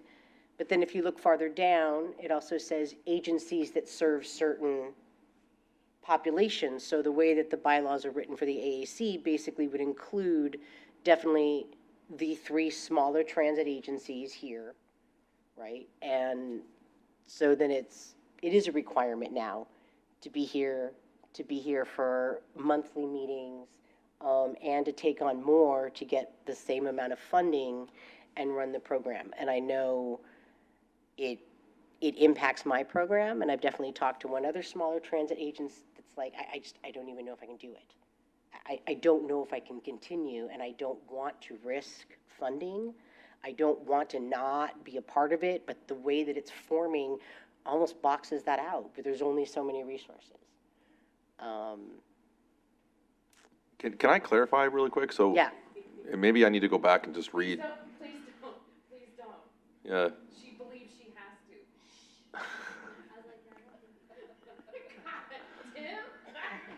But this is, no, So, no. I want to clarify. So this is, I know we're really focused on like program 15, right? And I know this is why we're here is program 15, but part of why. part of why, right? But as we think about the future, we have Measure X funding, Yeah. right? We've got a ton more funding there. And then as we think about a future measure, I mean, accessible transportation is going to be front and center in a future measure. So there's going to be very much, a lot of work to do in terms of just not only the governance piece, but also administering all of these new programs, so it's not, I know to date it feels very administrative, but that's what we're trying to change with this whole thing is to make it more of really a strategic advisory, committee to the authority and also from a funding perspective. So I wasn't going to go there. It was more about broadening just the scope, right, of the committee, and just there's going to be a lot more funding at the table in the future. So. Correct me if I'm wrong here, but I don't think being on the PCC and participating at this level is an actual requirement to receive Measure J funding, is it not? Sorry, Debbie, I had to say it. Because the question's going to get asked at one point or Right. another. Believe that it's required. You have to be, Believe and you me, have I to be don't want chair. a chair to go anywhere. I really don't. But just maybe to let her sleep a little better at night, Yeah, you don't Like- have to. You don't have to be on the PCC to be an eligible Measure J recipient. And honestly, that's my city council and city manager's questions of like, okay, are we restructuring here? Are we deciding not to provide? Are we, what are we doing? So I think, again, some smaller agencies are having that discussion. Well, like, do we just not do this anymore then? Because if we have to provide this much, we don't have any more resources, then I don't know. So I do think it's an important thing, to answer in that, because I think it would change maybe some of the services that are being provided, potentially. John is correct. Okay. Let me also just offer as a comment, at County Connection, we recently went through a pretty similar thing. We did a new set of bylaws for our advisory committee. We went from a bi-monthly schedule to a monthly schedule, which, congratulations me, I just shot myself in the foot because it did double the workload. That's Yes. true. Yes. That said, I think Tim made the point, like, there is X amount of work that needs to be done by the committee, and we just have to meet more often in order to do it. And yeah, that's an administrative burden to have to do this all the time, but the work needs doing. So there's really not a way around it, I don't think. Can I just say my 2 cents? Please. Yeah, just as a member of that and just having to do meetings every other month, you forget.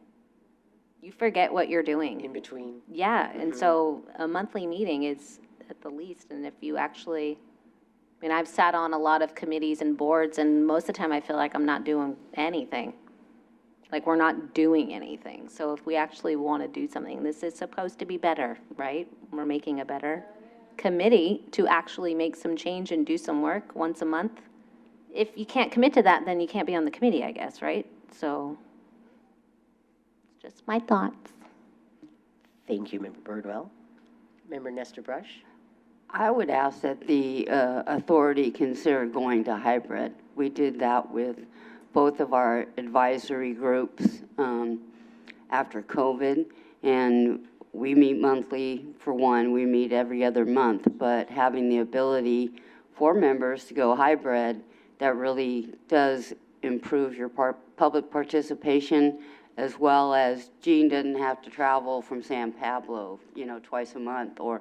So I would ask that you would consider looking at that, and if you want to talk to our district secretary, she wrangled our way out of the Brown Act and all sorts of things, and it's been really productive for us. Yeah, I'll let the clerk chime in on this, but just based on what I know in terms of how the authority board is formed, I don't know how your advisory committees are formed and all your structure, but we did a hard look at this about 2 years ago, and as we were transitioning back to in person, and we are legally not required to have any virtual meetings. The only way you can attend virtually is basically as an emergency. And not even emergency anymore? Okay, so Terry Ann, take it from there. Yeah, so we did have our legal as well as the county's legal review all the committees for, filing Form 700s, Brown Act requirements, and it was determined that they need to be conducted under the Brown Act. So that does limit us from being able to do the remote meetings. We do not currently have adoption of the emergency or just clause. I think it was an assembly bill. If that gets extended, we may take that back to the board to reconsider that.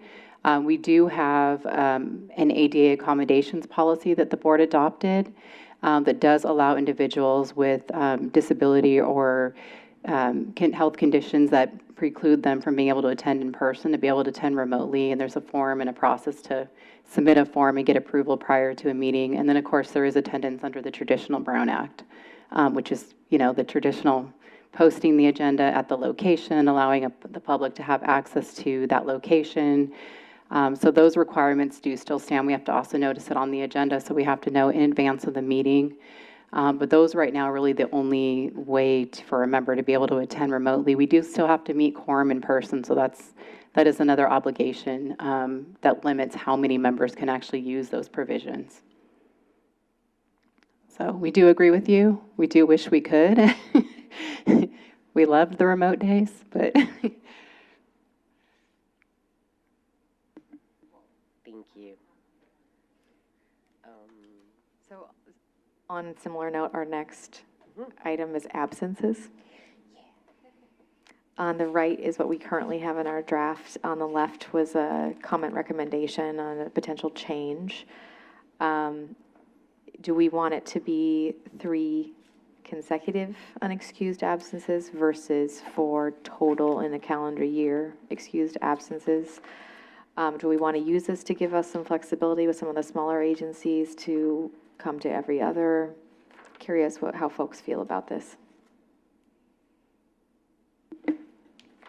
Well, coming to every other wouldn't lead to 3 consecutive. Exactly. So it would work in one and not on the other. That's why I'm curious. Okay.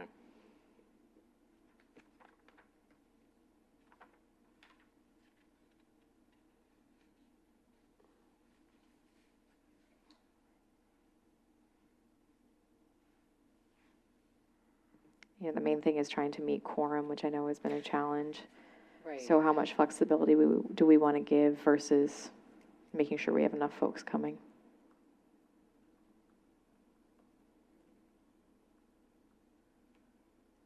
And if folks want to, think about this one a little bit too, that's fine.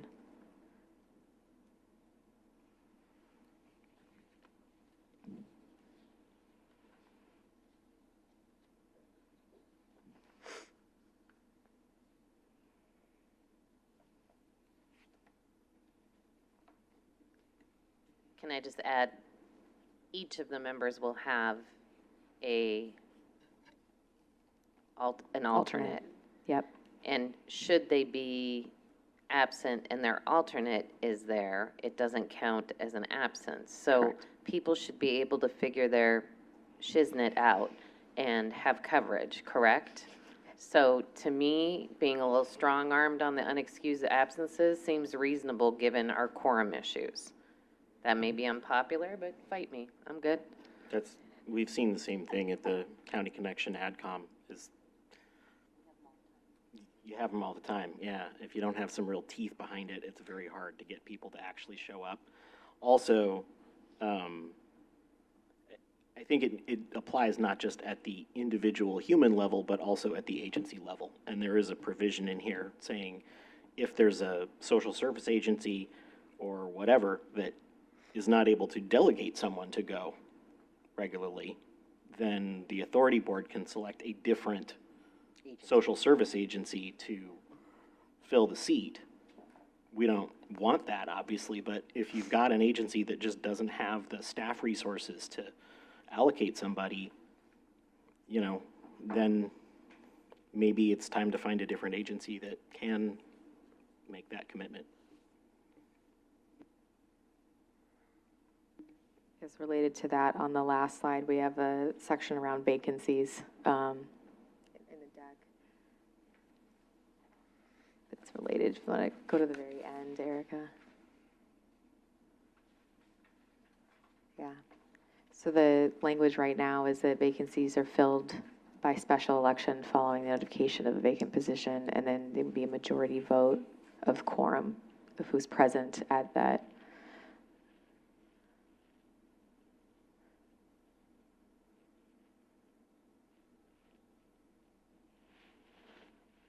So we just need to make sure that these two sections are not conflicting with each other.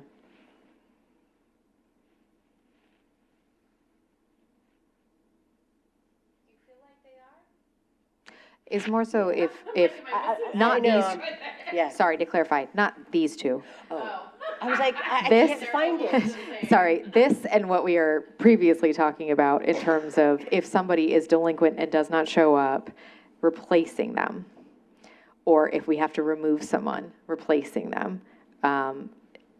You know, we've putting a language basically in this vacancies section versus in the absences section is making sure that those two sections do not conflict with each other. Right, and then the choice is to replace, like, go back to the agency and say, hey, do you have someone? And if no, then coming back and saying, okay, we need to choose another agency then, right? Because that agency isn't. Yep. So we can I think we'll clarify maybe in the vacancies and add the language over here to keep it consistent. Okay, let's go back to the additional comments slide after the meetings comparison slide. So these are some of the smaller items. I wanted to just check, we're going to update the definition section within the bylaws. I wanted to ask if folks were comfortable with using the MTC definition of equity that I've had up here in quotes.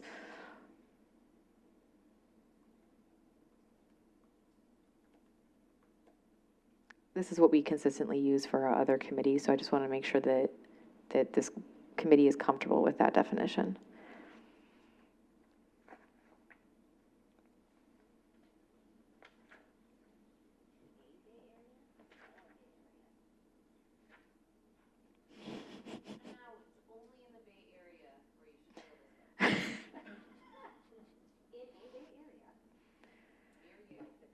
Not this one. Right. Hudson Bay. It's a little bizarre out of context, I will say. And it also is a little Star Trek-y to me. I think, like, inclusion into community or inclusion in, I think it's weird to say Bay Area, but, I mean, that's up to you. You guys live with Bay Area if you want, but I like inclusion, and I like where everyone can participate, prosper, be a Star Trek-y, and reach their full potential. But the Bay Area is just We can a fix little that. weird. We can put, like, It just seems like, how the is it least of our issues. inclusive if we're giving you a defined region where you're allowed to belong? The rest, We need to add a live long and.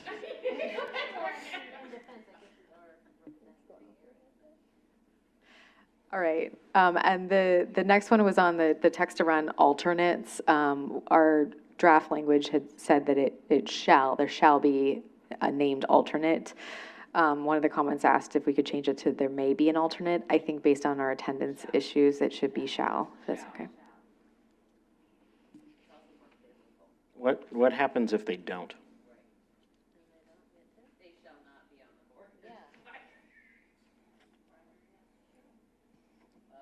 So no, Member Ibarra doesn't have an alternate, and y'all can kick me off if you want, but The reasoning for that is it didn't feel like it makes sense just to plug a name in of someone who's not been participating, not for, so not that there's not a desire to have that person, but the reality is there is not that person. And so to name a name that would just show up, I don't know. Could it be something like unless approved by the board? Like you come, like you just said, I'm going to come in, I'm going to make my case. Are you guys okay with that, or do you need an alternate?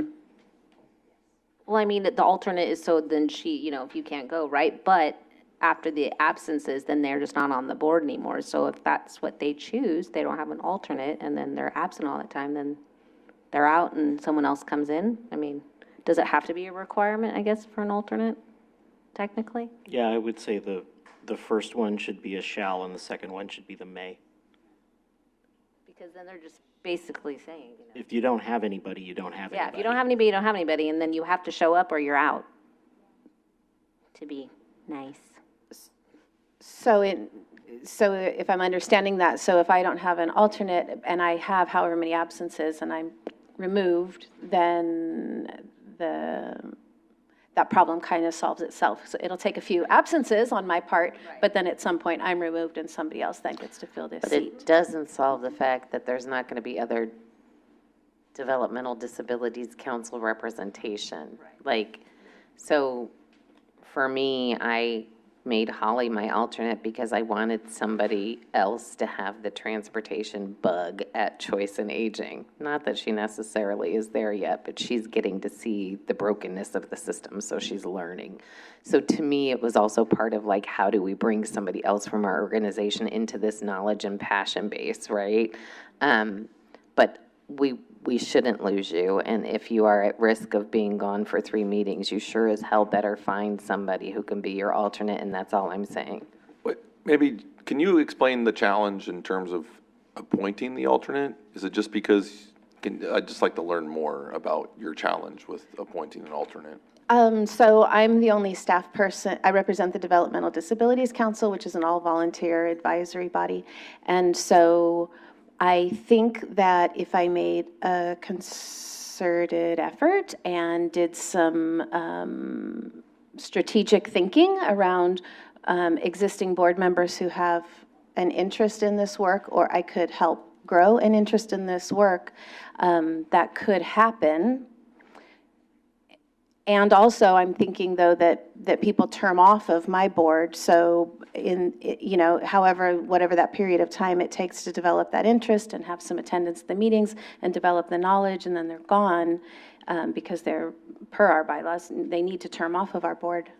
I just don't know, I'm just trying to think it through. Would they need to be a member of the Developmental Disabilities Council, or could they be a regular participant and familiar with our board but not a board member? Question mark. I think if they're appointed by your board, doesn't matter who they are. The other thing, just to throw an idea out there, it's for unexcused absences. So we could get around it by tweaking the definition of excused, or giving the chair the authority to excuse absences for reasonable cause. And then there would be enough latitude. I don't think the intent here is to kick people off. It's to make sure you don't have somebody that only shows up once a year for pizza day or whatever.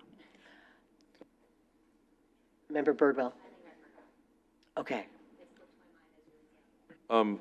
Yeah, I mean, I'm still learning. I'm going to be very honest with you. This is a very new space for me.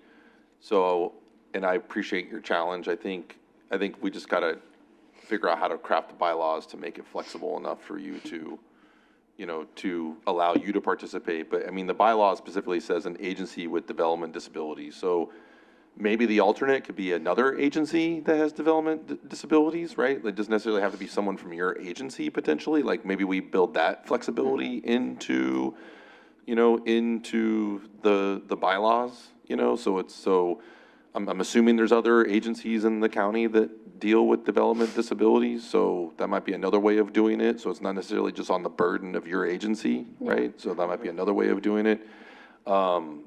And I do think it's important to have alternates and get that flexibility, particularly if we're going to be meeting monthly, you know, because I'm hearing a lot of concerns about the monthly, and so maybe that gives you the opportunity to, like, maybe you swap with your alternate every other month, you know, to give you that time back. You know, same thing with Eugene. Like, if there's a way to, like, give you flexibility every other month or whatever. I mean, I know you're the chair. It's a little difficult, but I think I think that, yeah, we want to try to build as much flexibility in this so people have the ability to participate and making, the important thing here is making sure that these people feel like they're represented at the committee, right? That's really the important part of this.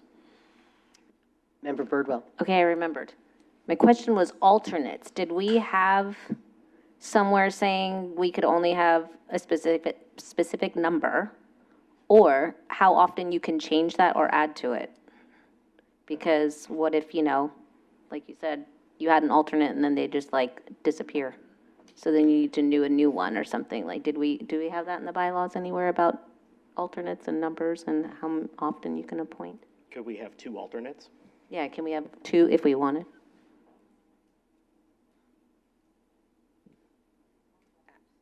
I will just say, as a matter of practice on the PCC, because I've been on it for 20 some odd years, whenever my alternate quits, moves on, gets fired, whatever it may be, because it's only been somebody at Choice and Aging, then I just find a new human and appoint them who's willing to fill out that horrible form. But thanks to this goddess, it's now electronic and easily done. So that is not a barrier to being on the PCC. But there hasn't historically been like, oh no, Debbie, that's too many.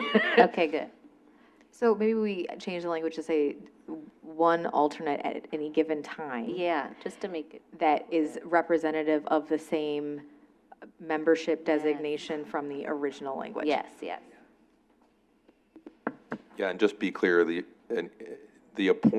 agency that's making the appointment can change its alternate at any time. Yeah.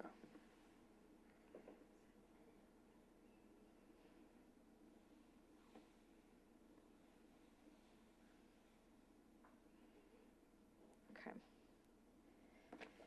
Just to be clear, you have to take a formal action, but, you know, yeah, you got to take a formal action, but you can change your appointee and your alternate at any time during the year if you really want to.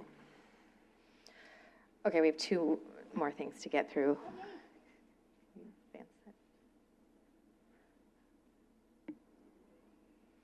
So this next one was on subcommittees.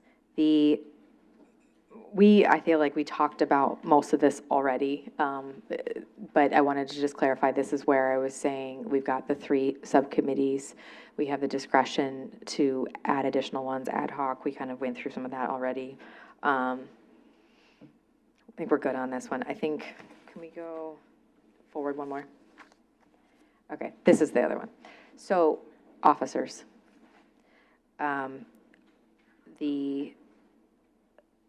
The main difference was clarifying kind of where we are placing the role of, like we said, appointing versus voting on subcommittees. So we'll fix that here. And then my recommendation before, that we're changing from fiscal year to calendar year to get, so we're not under pressure to get claims done and decide a new board around the same time of year. So moving to the same calendar as the full authority board and other committees. That was the main change that I'm requesting for the draft bylaws.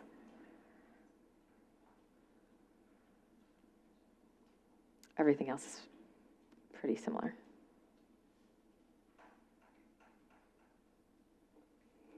Any objections to changing to calendar year from fiscal year?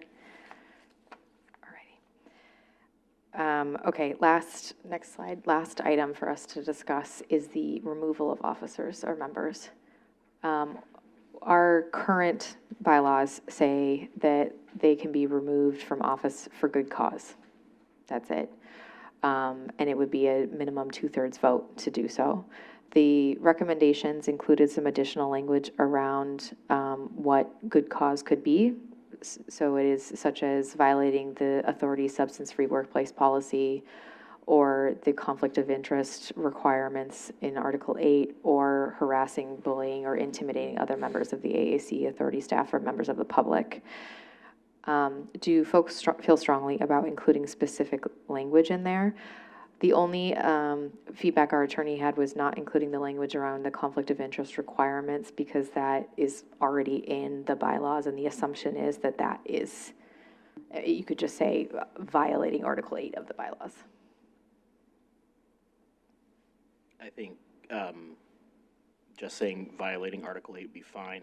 I think you do want to have some sort of examples in there that you can point back to and say, this is worthy of being kicked out.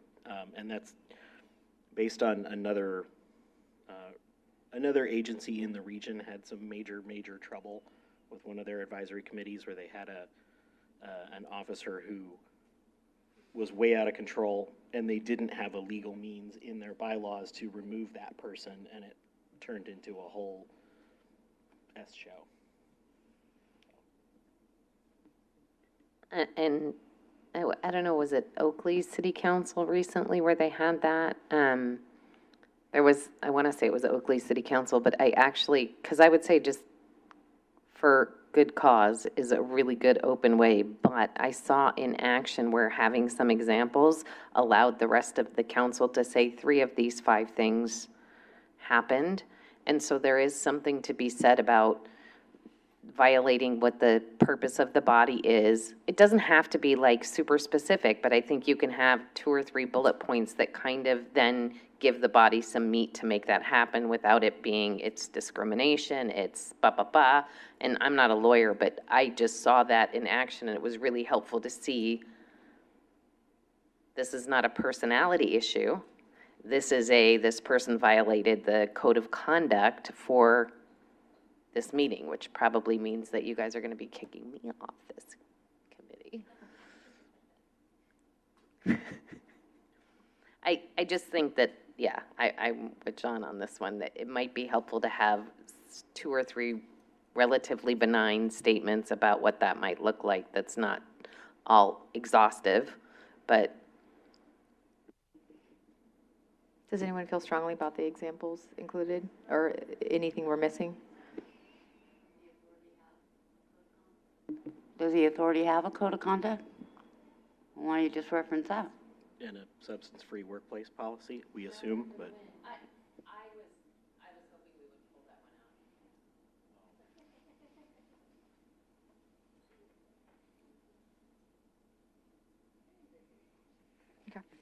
one out. I think we can clean this up to just be more like pointing back to our policies and standards, and just say, like, because we have a professional code of conduct, we have, I mean, all of us do, right? All of us have, I hope all of us have professional code of conduct, so we can clean that up. I mean, I don't know that it's on the table necessarily, but I do want to say, I think the last sentence is also really important, giving basically Tim or whoever authority to immediately suspend somebody and not let them in the building if that person poses a threat to the rest of us. Just when these things happen, they tend to happen really fast. So we don't want to have to wait for a 2/3 vote before we can call the cops on somebody. How does everybody else feel about that? If it's in your code of conduct on things that you are allowed to do, then I don't know if it needs to be here, but I do agree that it needs to be somewhere. We'll verify. Okay. That's it. Any other things that folks felt like we missed in the bylaws that they want to discuss? Otherwise, that's the conclusion of the presentation. I dare say thank you, Danielle. Are there any comments from the committee on this item? Review the draft bylaws of the Accessibility Advisory Committee. Do we have anything else, comments on this from board members? Great job, Danielle. That's a lot of stuff for a very new human. I was going to say thank you, yeah. It's great to hear. I'm glad that I captured all of your feedback, and hopefully this was a helpful process.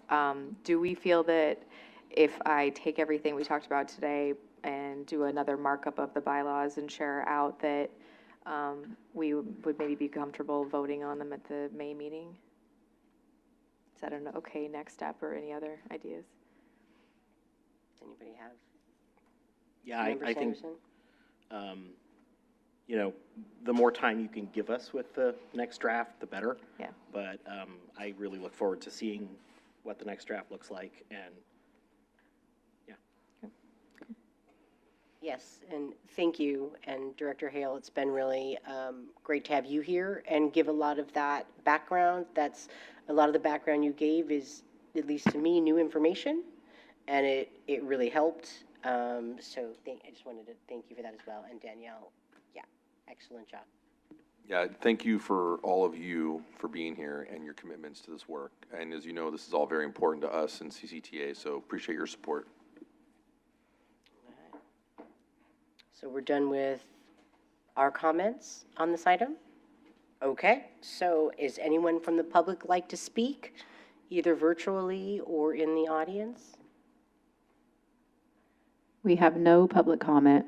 Okay, so the next item is an action item to be presented by Danielle Elkins to appoint 3 Paratransit, our favorite subcommittee, the Measure J review form, to a subcommittee to review the fiscal year 25-26 Measure J Program 15 claim forms from claimants.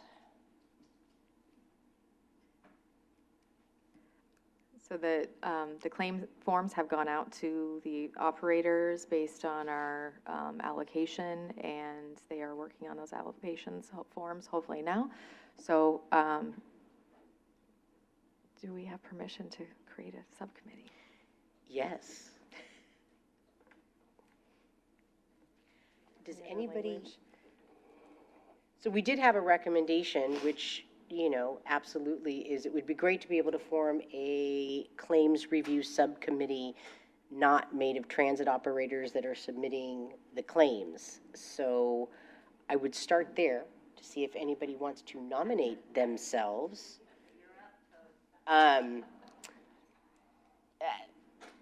To review the claims. I'd love to hear that. Member Birdwell, thank you so much. Thank you so much. 1 down, 2 to go.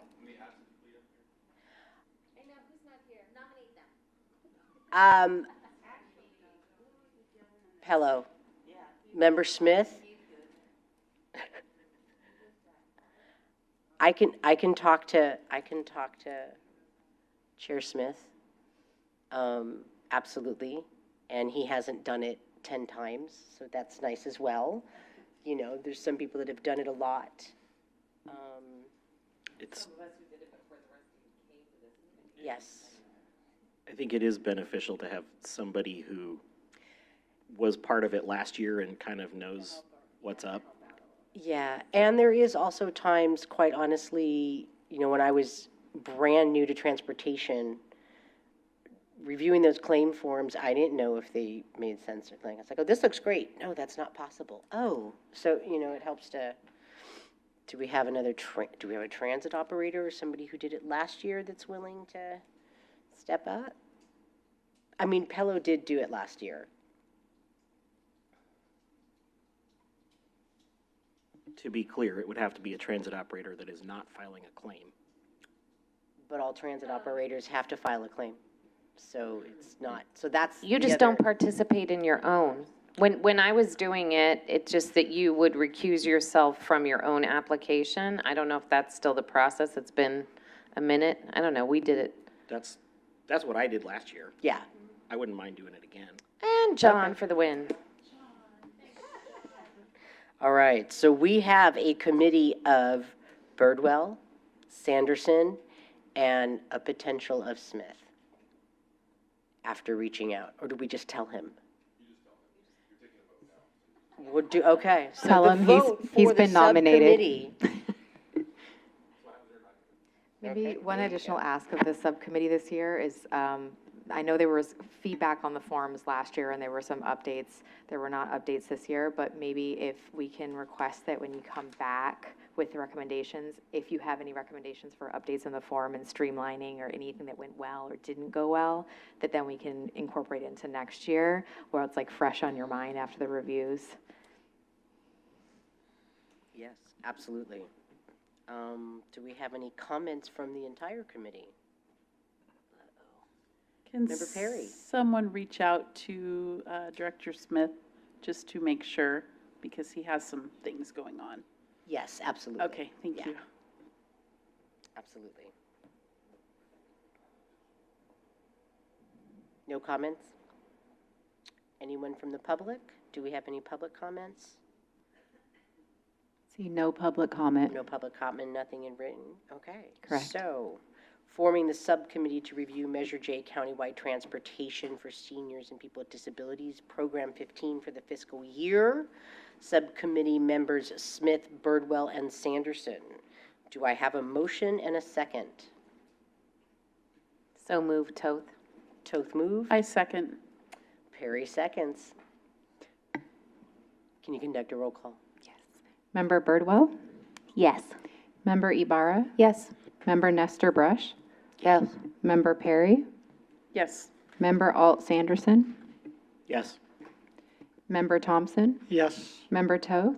Yes. Chair Clark? Yes. Motion passes unanimously with members absent. We have Member Cooney, Dodgelli, Green, Roselle, Sanders, and Vice Chair Smith.